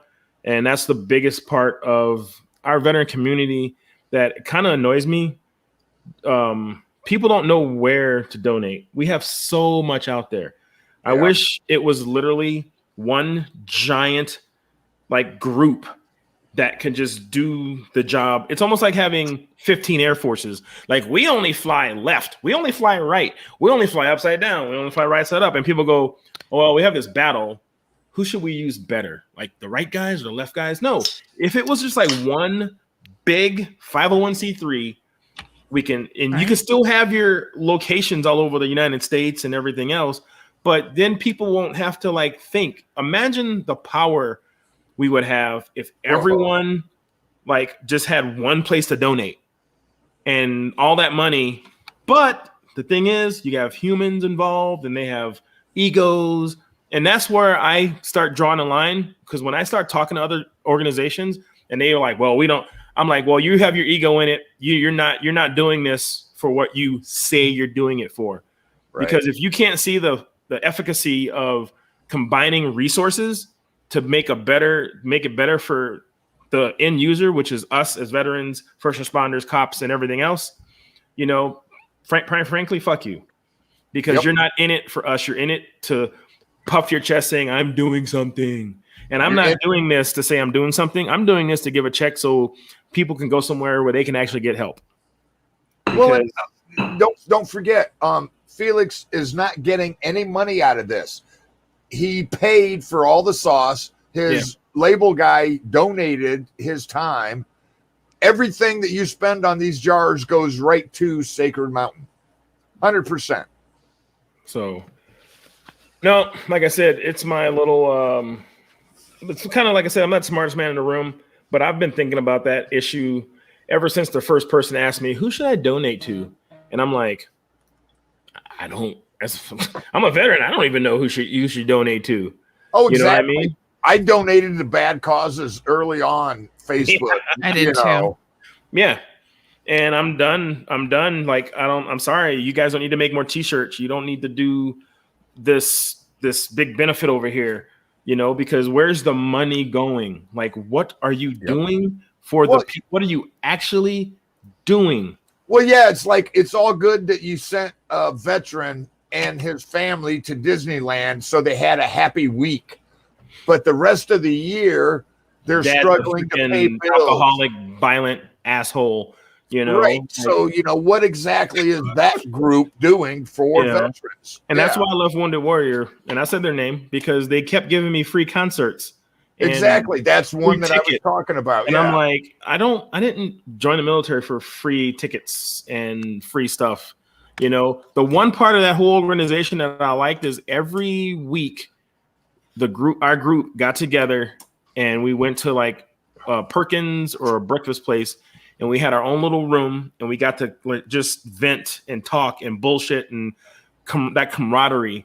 We got to do that part and they paid for the meal, which I could have paid for my own damn meal, whatever. But I even told one of the guys, I'm like, can we just do this ourselves and not even dick with this organization? What are they for? So that's what I'm doing, and that's why I'm doing it. I just realized I'm out of holographic stickers, Felix. Oh, shiznit. Yeah, all I have are the plain ones. But I want a holographic one for my computer. I know. I was like, dang. So that is it. Yeah, by the way, them Hawaiian shirts are banging. And I did talk to the company, and I do apologize for the stacking bodies not being on the shirt. Bro, you got I ordered a hat recently. I was one of them people that did the Facebook and I liked the hat. Yeah. So I ordered this cool leather El Dorado hat. It's not a top hat, it's not a short hat, it's like halfway, right? Yeah. I ordered the hat. You know, all over, and I checked out the website. All over the website says American made, made in America, hand sewn, blah blah blah. Had a address out in California, all this stuff. Hold up, I'm not there yet. Not there yet. So, Oh yeah. So we had the stacking bodies, and the first render that they send out originally when I posted it out there with the black, orange, and blue shirt, the blue shirt did not have stacking bodies. So when everyone voted on the blue shirt, which I'm happy they did because I liked it more anyway, and that's the one I was going to go with anyway. But anyway, it won. I had them redo the render, adding stacking bodies because they only had it on the orange shirt, and they did that.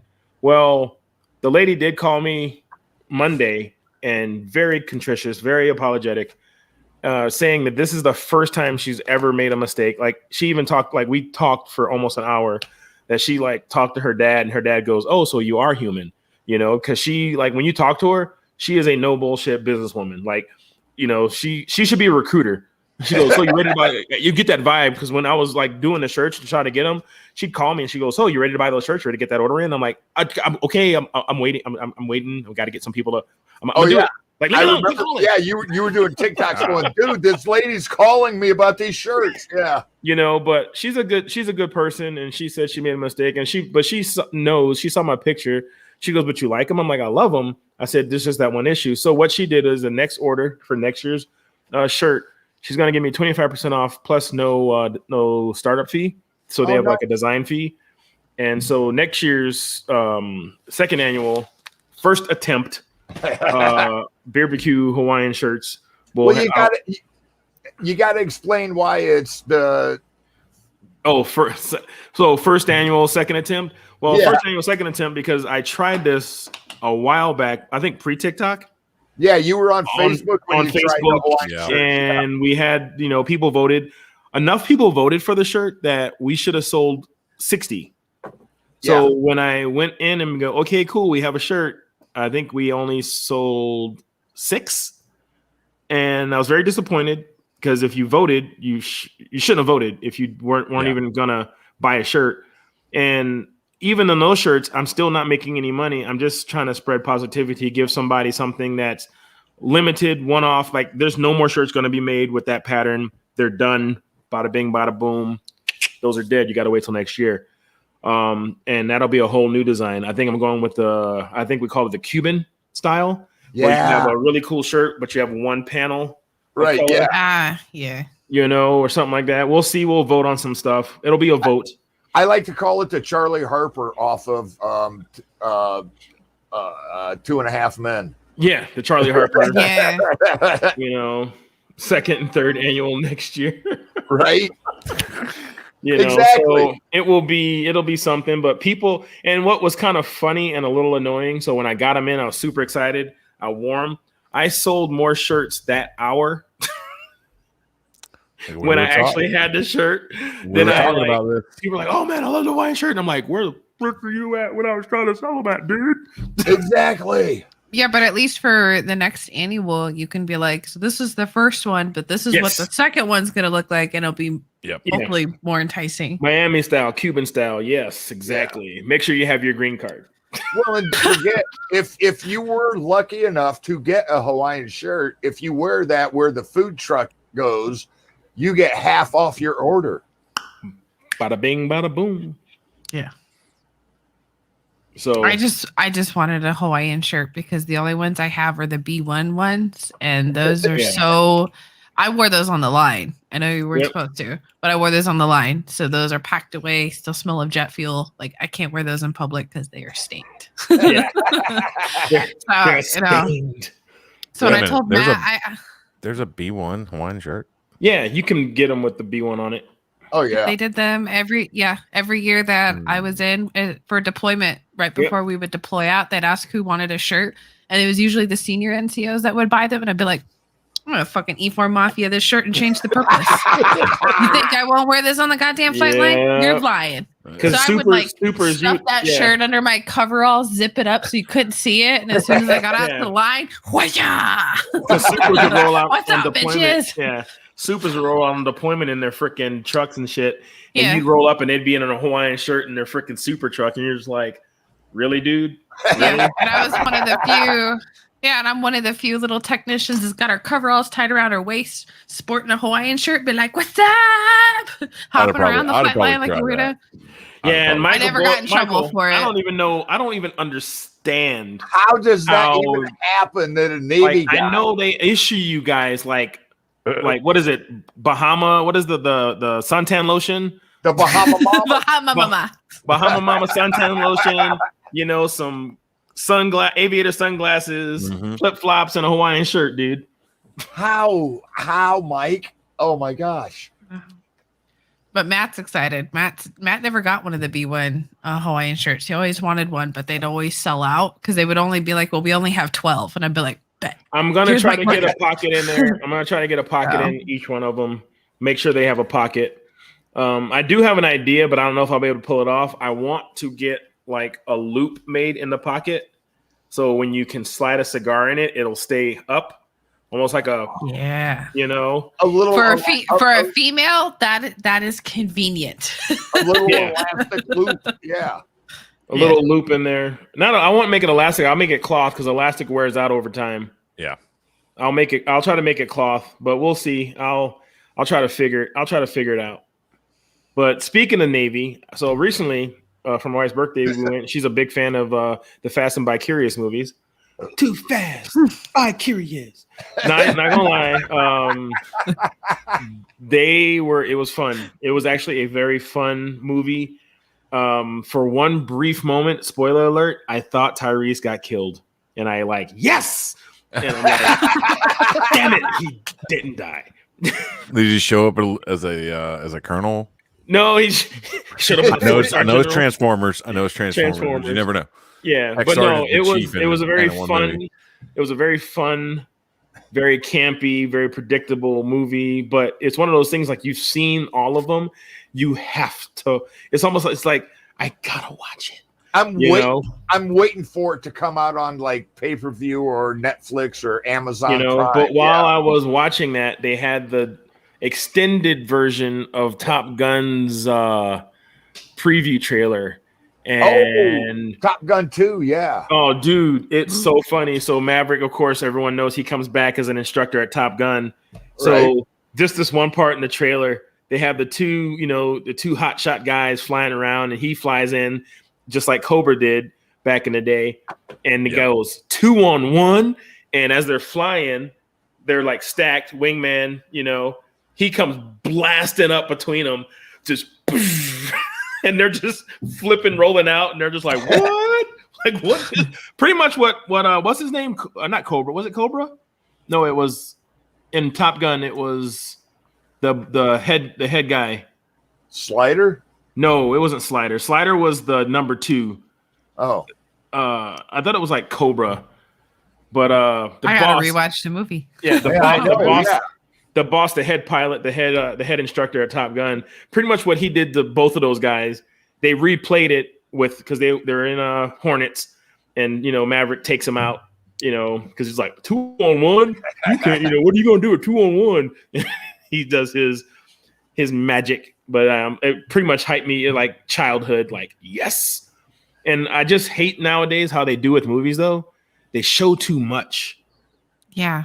Like they had a glimpse in the original trailer of him in an astronaut suit with like a U-2 pilot suit. Yeah. And it was black, so it had the ring for the helmet. And I'm thinking, fighter pilots don't have to wear that. Well, in the freaking movie, Viper. That's who it was. Viper. I know it was like a cobra snake kind of thing, Viper. But so they show why he had to wear that. I'm not going to give it away, but in the one at the movie theater, they actually showed why he had to wear that. And why would they do that? Yeah, I was kind of bummed.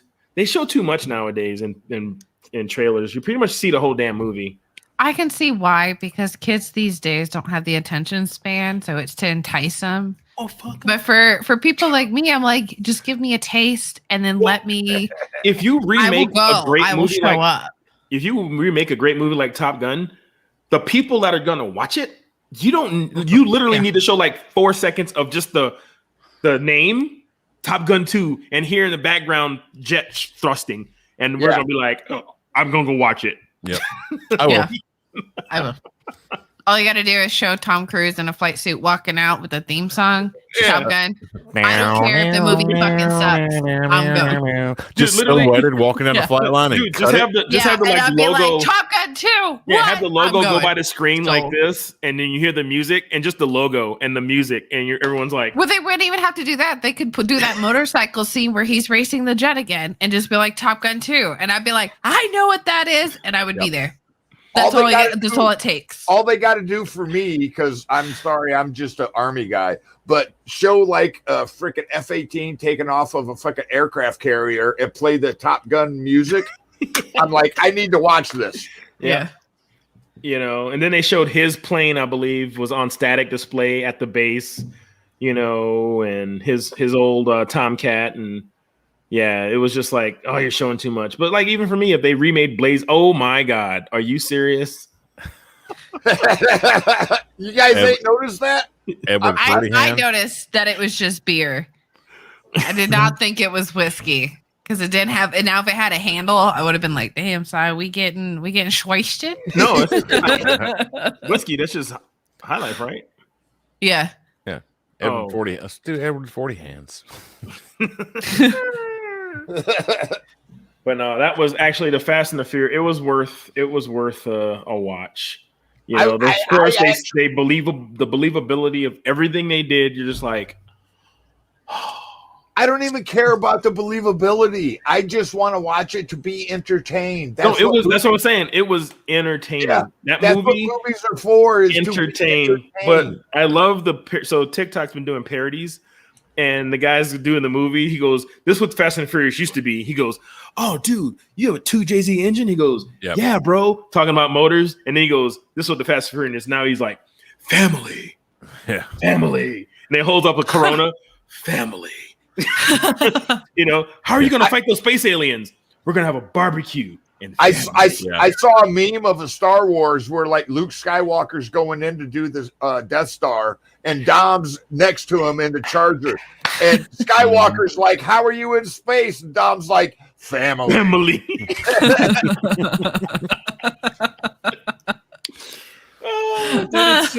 It's just so like, it's so crazy. It's funny.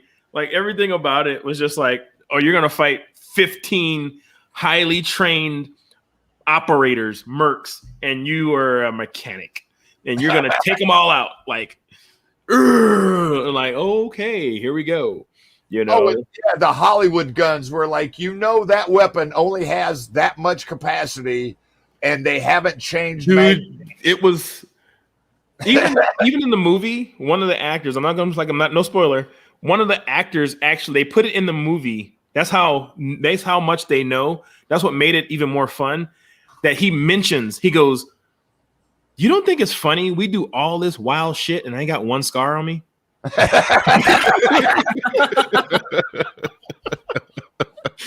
He goes, "We do all this wild shit, and I got one scar." So they actually, and that's what makes it funny because they mention it in the movie. Yeah. Because previous to that, he should have been dead like 15 times. Yeah. Oh, yeah. And you're just like, what? That's not how any of that works. Well, and then for those of us that knows cars, right? Like a lot of all of that Fast and Furious, like when you see that car launch and go like that, nice. Wow, dude, you're on the 14 development team. Last deployment. The last deployment. Yeah, I know.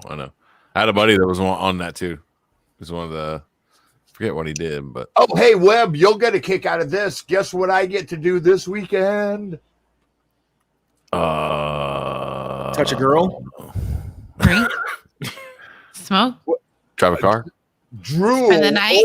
Drool over the 30th annual Good Guys Car Show here at the Iowa State Fair. Oh yeah, yeah. I've already seen, because a lot of people do it as a family vacation, right? Yeah. So already cars and trailers have been going around the state fair. I just sit over. Oh yeah, you live literally right there. I do. So I just sit at Walgreens and watch the cars go by. Yeah, the cruise bys. Yeah. yeah. Well, and the other thing is, I don't pay to go in and see the ones that are on static display, the ones that got dropped off from the trailer and then parked. Yeah. I like to go to Walgreens because they come in to buy toothpaste or ice or beer or stuff like that. And then you see the car and you look at it and you see the guy that owns it and you talk to them and they're more than happy to tell you what they did. Yep. And that's the thing. It's like you get to see the car running, moving, and talk to the guy, and you're like, oh, that's a nice car, you know? So I love this time of year, yeah. That's cool. Hopefully the weather's good for you. I'm going to get a little bit political, social right now. Oh great. Ooh, spicy. So, spicy. So my sister, who I reconnected with recently, and she sent a picture to me because I've changed my picture of to the woman who won the shot put. Oh, here we go. Really? You've been talking. It's been up there for 10 seconds. Yeah. I'm looking down and she goes, my sister's like, I noticed you changed your deal on your website, blah, blah, about that young lady who won the Olympics and this and that. And she goes, I get the sister's plight. I don't think it was the right thing to do. She goes, but the first question is, what the fuck's hammer tossing? She goes, that's the most redneck shit ever. What did she do? But no, what I want to say is, and the reason I did that, folks, is for the first thing, Olympic athletes are highly trained, highly practiced athletes. You know, they literally want for nothing. They are not, it's not even they're paid. I've been to Olympic training facility in Colorado. They do get paid. Well, I'm saying it's not about, and I'm saying that's not the part I'm talking about, but it's like everything they want. I need a massage. I need food. I need this. I need these shoes. I need a back rub. I need a blah, blah, blah, blah, blah, blah, and the last person I will say, and I said this before about a lot of things socially nowadays, the last valid march was the civil rights movement and women's suffrage.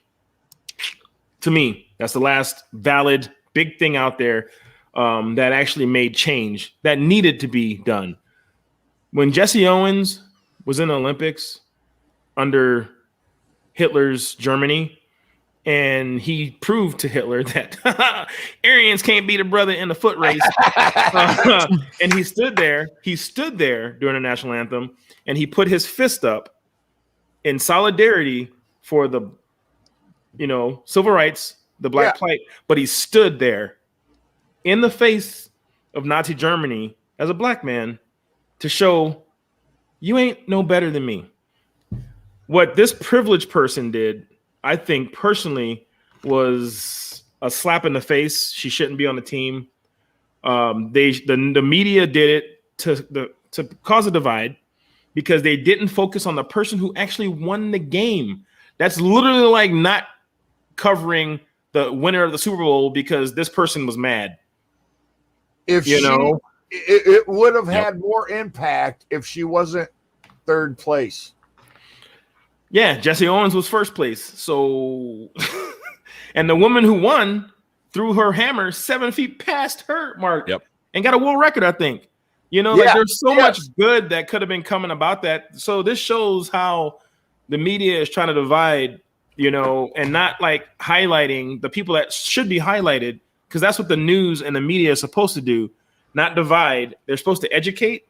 They could have talked about her, but not only her. The first person they should have talked about was a person that won the winner. That's who everyone talks about, the winner. They never talked about the winner.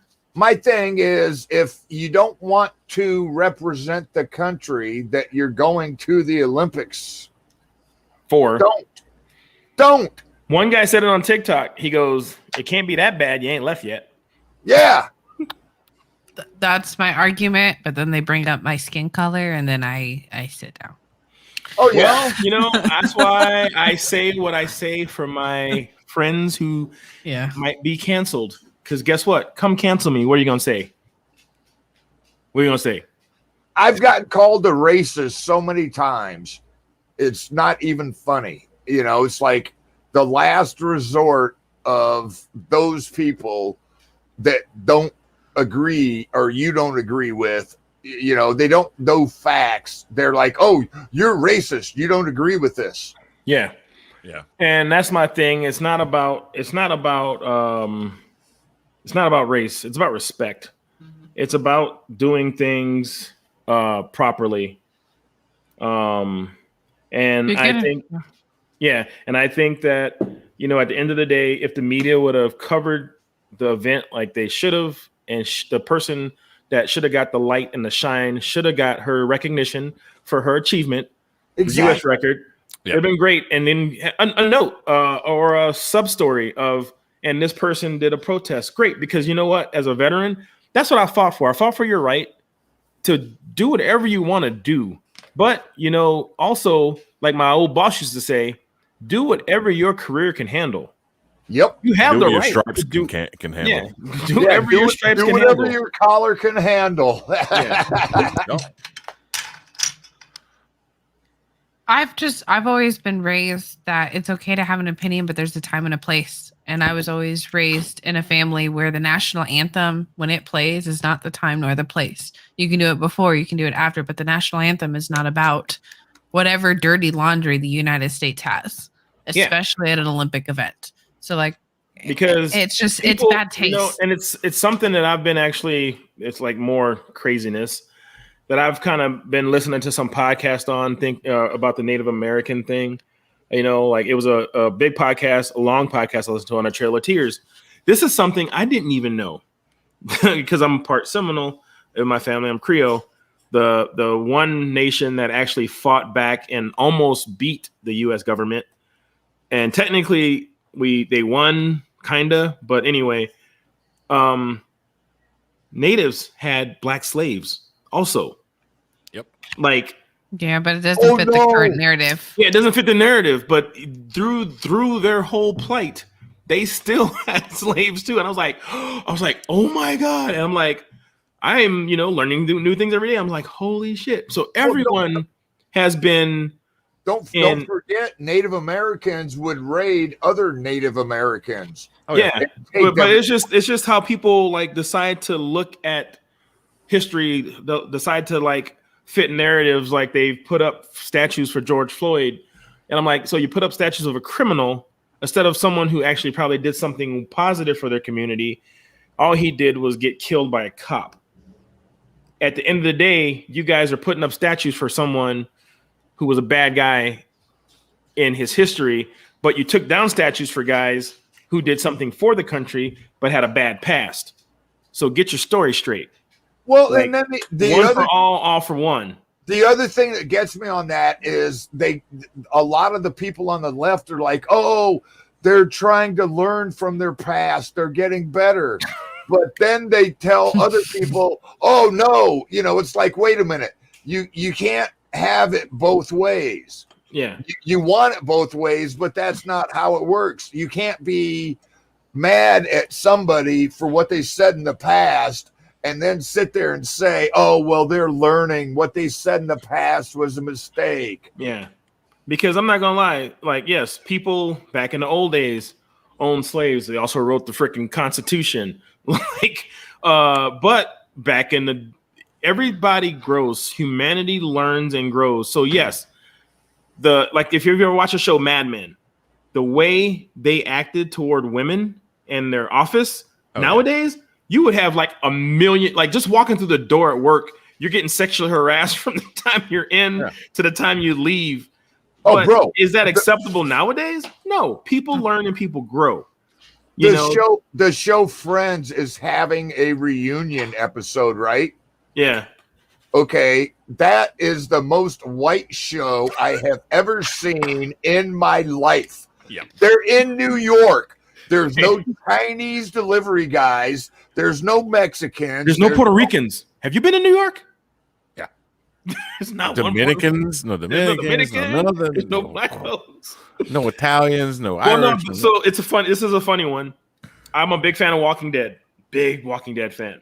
Sorry. I think the 3rd or 4th episode, I remember watching it, and I have those epiphanies, and I call my buddy because I've been to Atlanta. I've been there. Hot Atlanta. You can't spit and hit a black person everywhere. In the woods, in the country, in the city, lawyers, doctors, like every part of that whole state has some color in it of some sort. And I'm watching this show, and I'm just looking, and I'm like, I call my buddy, and I'm like, know where you're going with this, dude. Where are all the black zombies? Black zombies. I'm like, I know like everyone's gray, but you can still tell facial features, and there are no black zombies. I'm like, did all the brothers get a memo that the apocalypse was happening, and they like left? And then Rick X group is the only one that finds the black guy, and he's like Captain Kirk, and the black dudes wear red shirts. Like the only brother that survived Rick had to go crazy and insane and leave every so often because everyone else, even the black women, except Michonne, died and got killed. And you're like, it was like, I'm like casting. Come on, guys. It's like making a movie in Poland, making a black movie in Poland about black spies and black, and like you never see a white person. It's just like, are you getting Poland? Like, yeah. Just demographically. Hello. So slightly political, but I think it's really stinking funny. I just found out something here. Supposedly, well, let me just share my screen real quick. All right. So this is something. Yeah. This is the general area I live. This is Mobile, Alabama, right? You see this nice little strip of roads going across with I-10. You go through a tunnel right here in Mobile, underneath there, I-10, and then the other one is the causeway that was there before I-10 was there. Well, Trump supposedly wanted to do a rally on July 4th weekend, the USS Alabama. This is our historical ship right here, right? Yeah. So you're going to take the highest travel day of the year through our area, and I guarantee you, on a regular Friday afternoon, this tunnel right here, it is red with traffic 4 or 5 miles back because people trying to get through that tunnel get to Florida. And on Saturday mornings and Saturday afternoons, it's red going the other way. Everybody going back to Texas, Louisiana, and stuff like that. So you're going to take the highest frequently traveled road in Mobile on the highest holiday travel day, and then you're going to throw some crazy rally down there, like off the causeway where everybody's got to get on and off. Right. Dude, I don't care who he is. That's just stupid. I know it is stupid. But there's a couple memes. So on July 3rd, when you spend only 2 hours crossing the bay instead of 5, send the battleship a few bucks. They just saved your Saturday. Trump rally planned for Battleship Park will not happen. And this other one's like, no. And this over here, the guy that posted said, comments are off. I ain't getting paid to moderate the craziness surrounding Trump post. Share it and comment on your own page.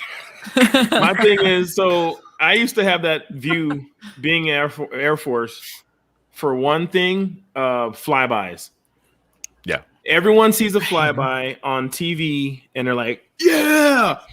No one thinks of them. I kind of do, but after working multiple weekend duties to support a flyby for some general's kid because he college game or whatever, and you're just like, what's the mission today?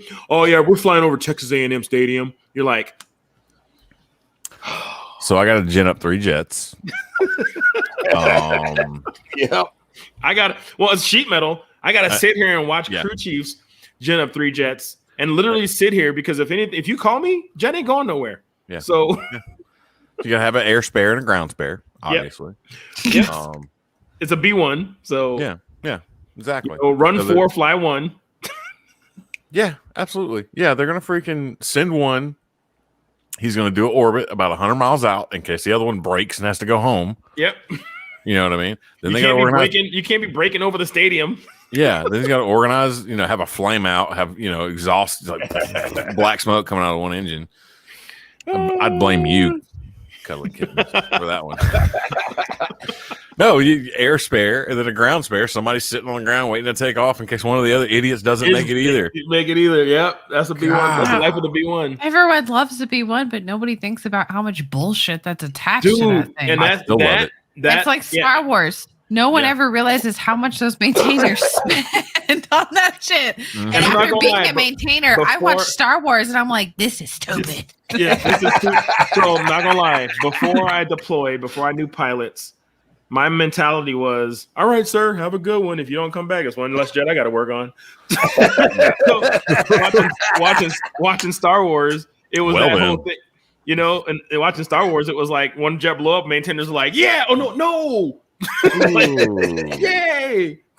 What happened? That was like I said before I deployed. And I watched Star Wars as like it blew up, and I was like, and after being in the military, I'm like, if it's battle damage and it goes down due to battle damage, it's sad for the pilots. But I don't have to take a P test. Yeah, I don't have to do blood work. This is not my fault. That is true. I was like, this is so dark.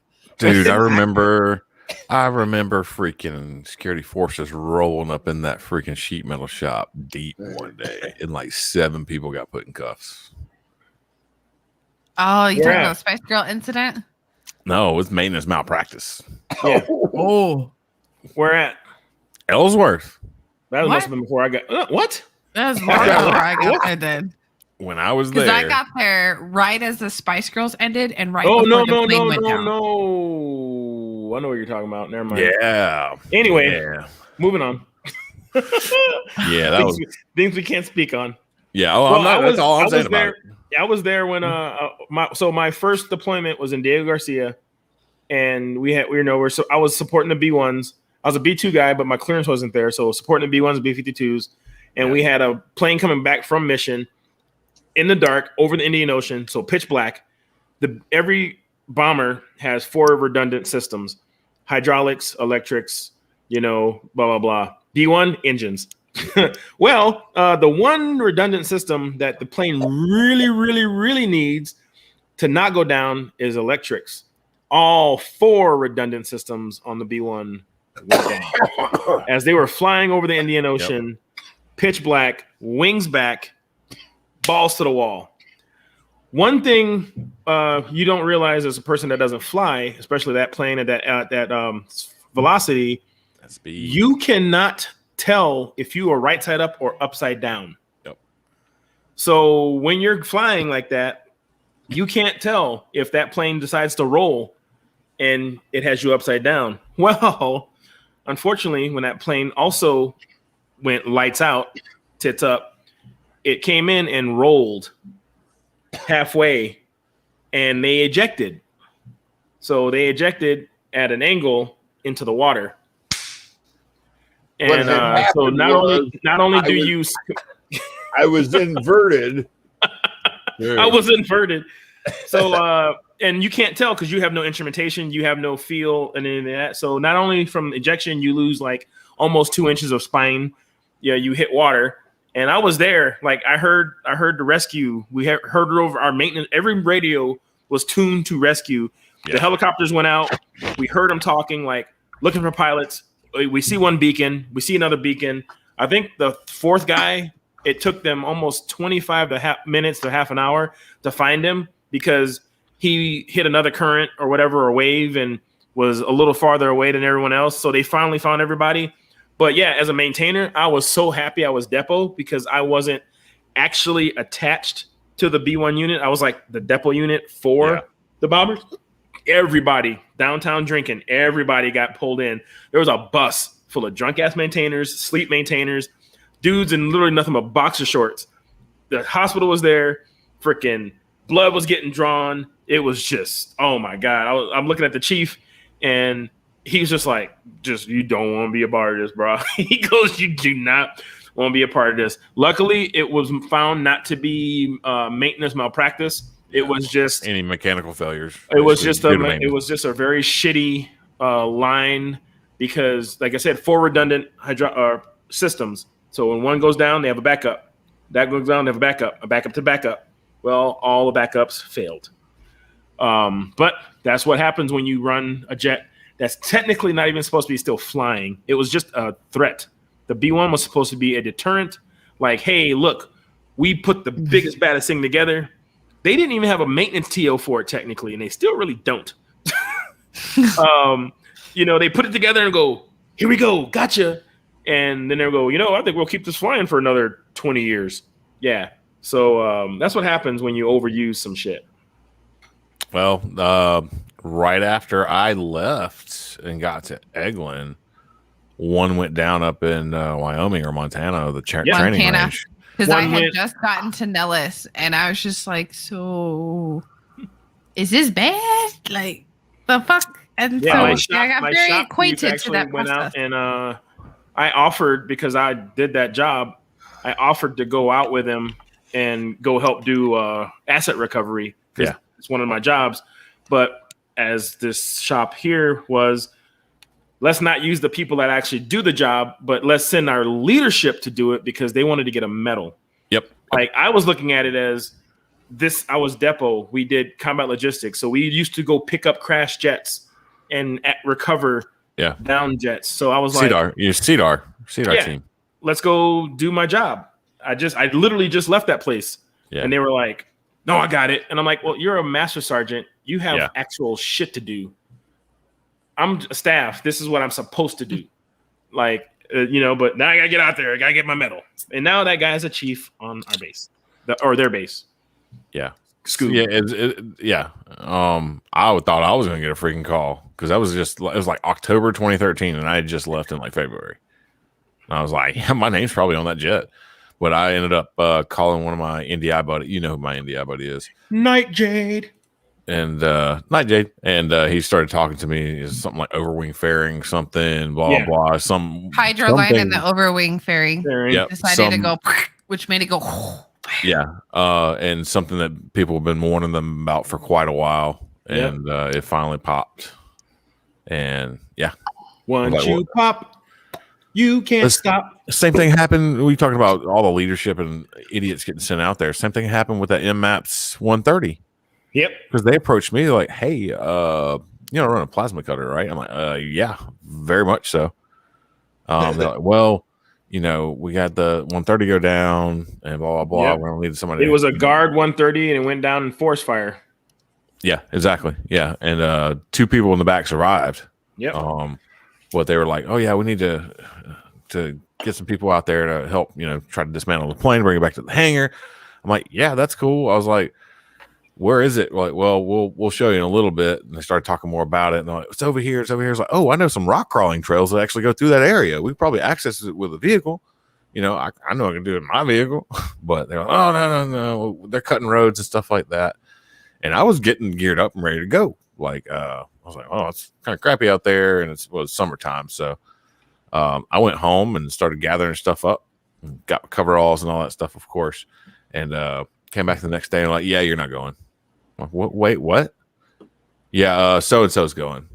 They sent a sheet metal guy to run a plasma cutter because he was a tech sergeant and he sucked up to somebody like so hard. Yep. That they sent him instead of a qualified metals technologist that you know what I mean? Or a guy who actually took a 130 apart that crashed. Like, I literally was deployed and Good night, Sarah. Thanks for joining us. Good night, Sarah. I literally was deployed and went out and dismantled and worked with some special ops team that blew up the plane and parts and recovered asset recovery, everything. Like, I know exactly. There's a communication line. It's old, nothing top secret, but there's a comm line that runs from the cockpit or flight deck all the way through the plane up to the tip of the tail.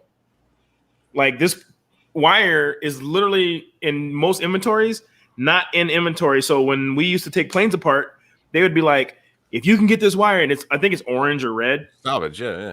And they're like, yeah, salvage it.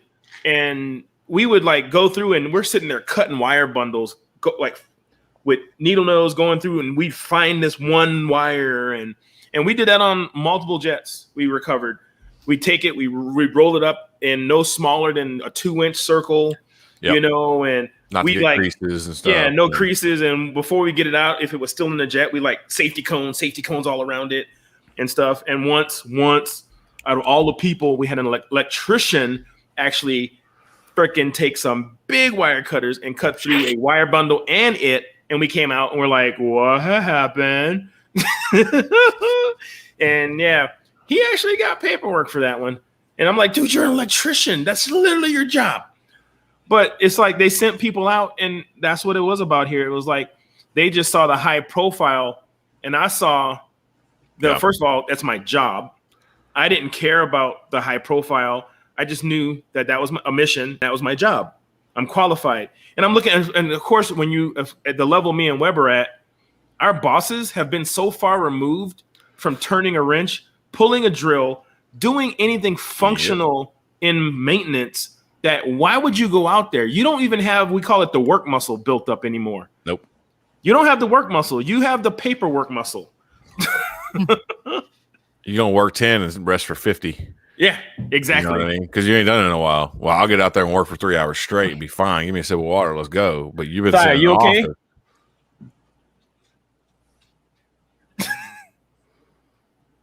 You okay, man? You over there pop locking? Oh no, I'm just grooving with my own music in my head. Over there, it's like, I wasn't looking at him. I was like, oh shit, is he having a stroke or something? no, I saw him do this. I saw him do that. Then I looked at him. I saw his shoulders start freaking rocking, and he's like sitting there grooving. I was like, the Air Force people are doing your own thing. I'm just over here. And then we had a tank drop in, and all hell broke loose. I know you've seen the tank videos from Russia, right? Yeah. The one where the guy goes, in the UK, we have safety standards. And then this tank comes literally drifting in and it rolls twice. He goes, in Russia, it just kind of rolls. I actually had to go on a recovery mission from a failed airdrop where M1 came in and the chutes didn't work. And the thing, it just, I don't know how to describe it. It just slammed. Pancaked. Move. What? Poppers.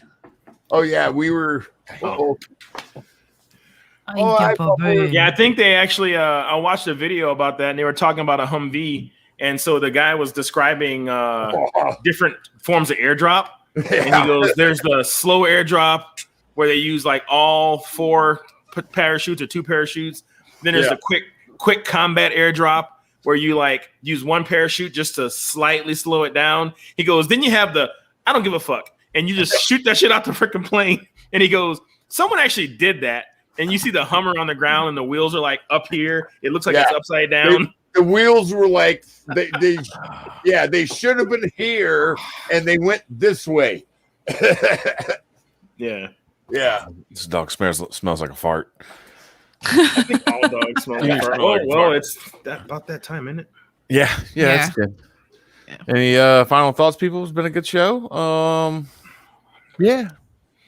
Go ahead. I'll end it the same way that I always end it. You have to take care of yourself before you can take into others. So you need to do something this week, literally this week, for yourself, even if it's something as simple as sitting on the back porch with a cup of coffee, doing your thing, or investing into a hobby. You got to take care of yourself first. Uncle Si? Yes, ma'am. And I do the LT thing, piggyback off of that comment. You got to reach out. And if you reach out to somebody and they don't answer, they might be reaching out to somebody else. Keep reaching out. Don't stop reaching out. You know, we got to stop this. The only way we can do it is with each other. Reach out and touch. I dig it. Somebody's hand. Sauce no boss. one else gives a damn. No, they're right. Pretty much what I'm doing with Sacred Mountain Retreat Sauce is my portion of giving back to some place that gave so much back to me. The reason that I left via Veterans Anonymous in the beginning is because Veterans Radio Syndicate? Veterans Radio. Huh? I said VRS? Veterans Anonymous. Veteran Anonymous. Oh, I thought you said I've heard it as you left Veterans Anonymous. I did. He did for a Remember, little. I was gone for a little bit. Oh, okay. Yeah. I was like, I said it right. My bad.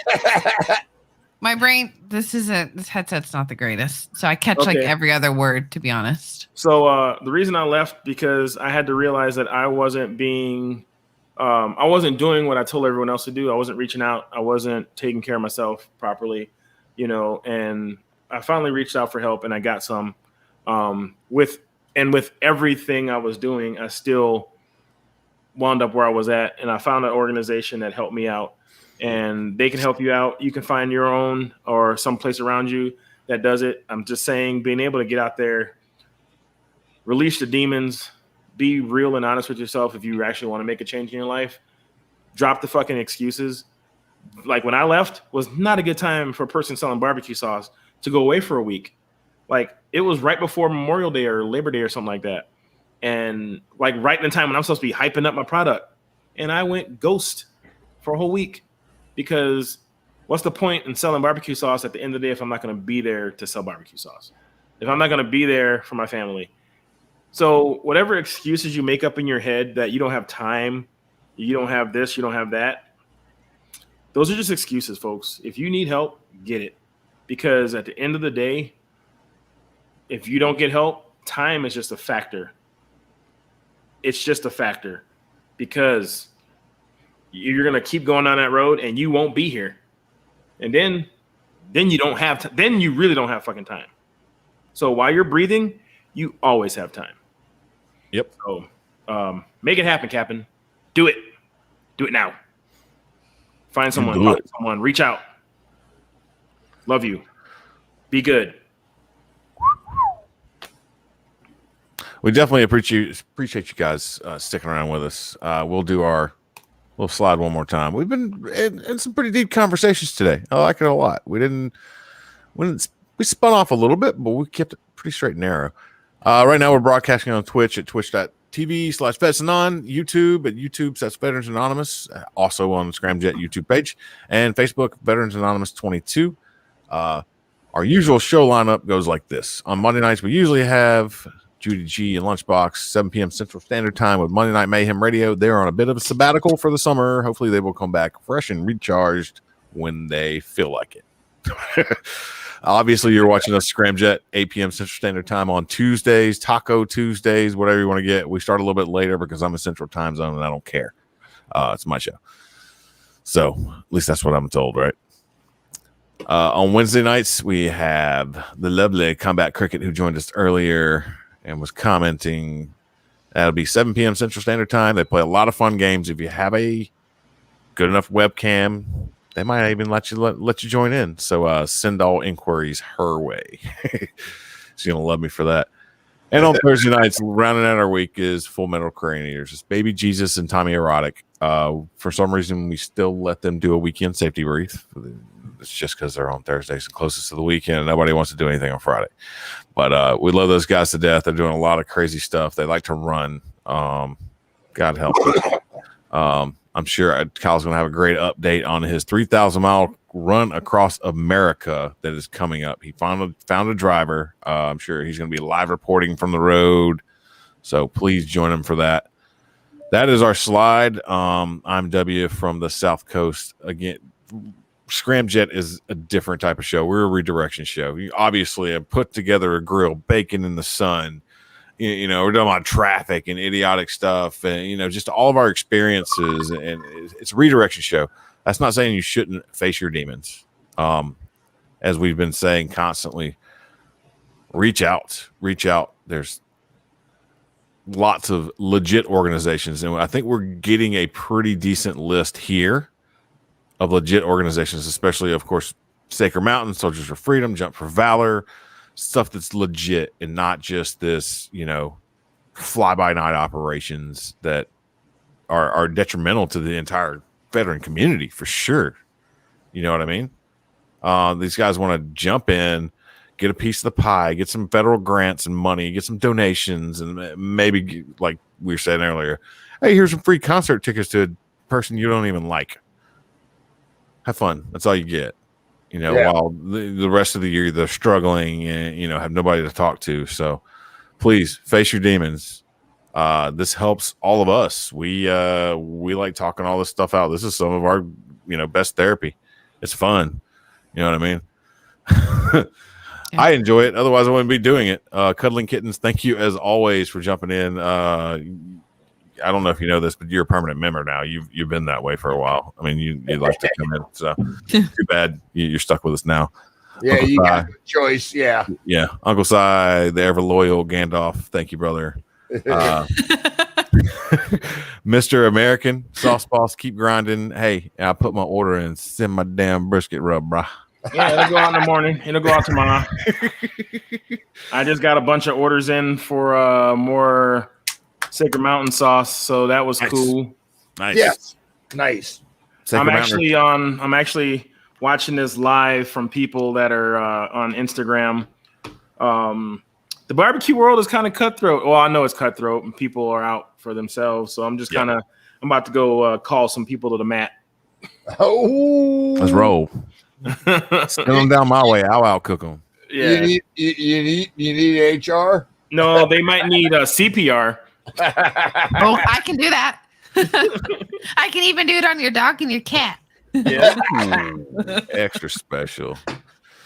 We've been a little bit slacking on some of our segments a little bit, but we're going to bring those back. And I've been talking to a few guests. It's kind of hard trying to convince people to come on here. But if you're still watching or if you watch this after it's recorded and stuff like that, if you got a cool ass hobby and you're a veteran and you apply it to your everyday whatever, try to get through the day, please let us know. We'd love to talk to you about it. Like I said, mostly veteran focused. It's helping out all of our brothers and sisters out there. We'd love to spread the word about it. Some people are a little reluctant to do that. Don't be scared. None of us are professionals on here. We just jumped on here and started doing stuff. So please reach out to us. Until next time, we love you guys. Thanks for joining us.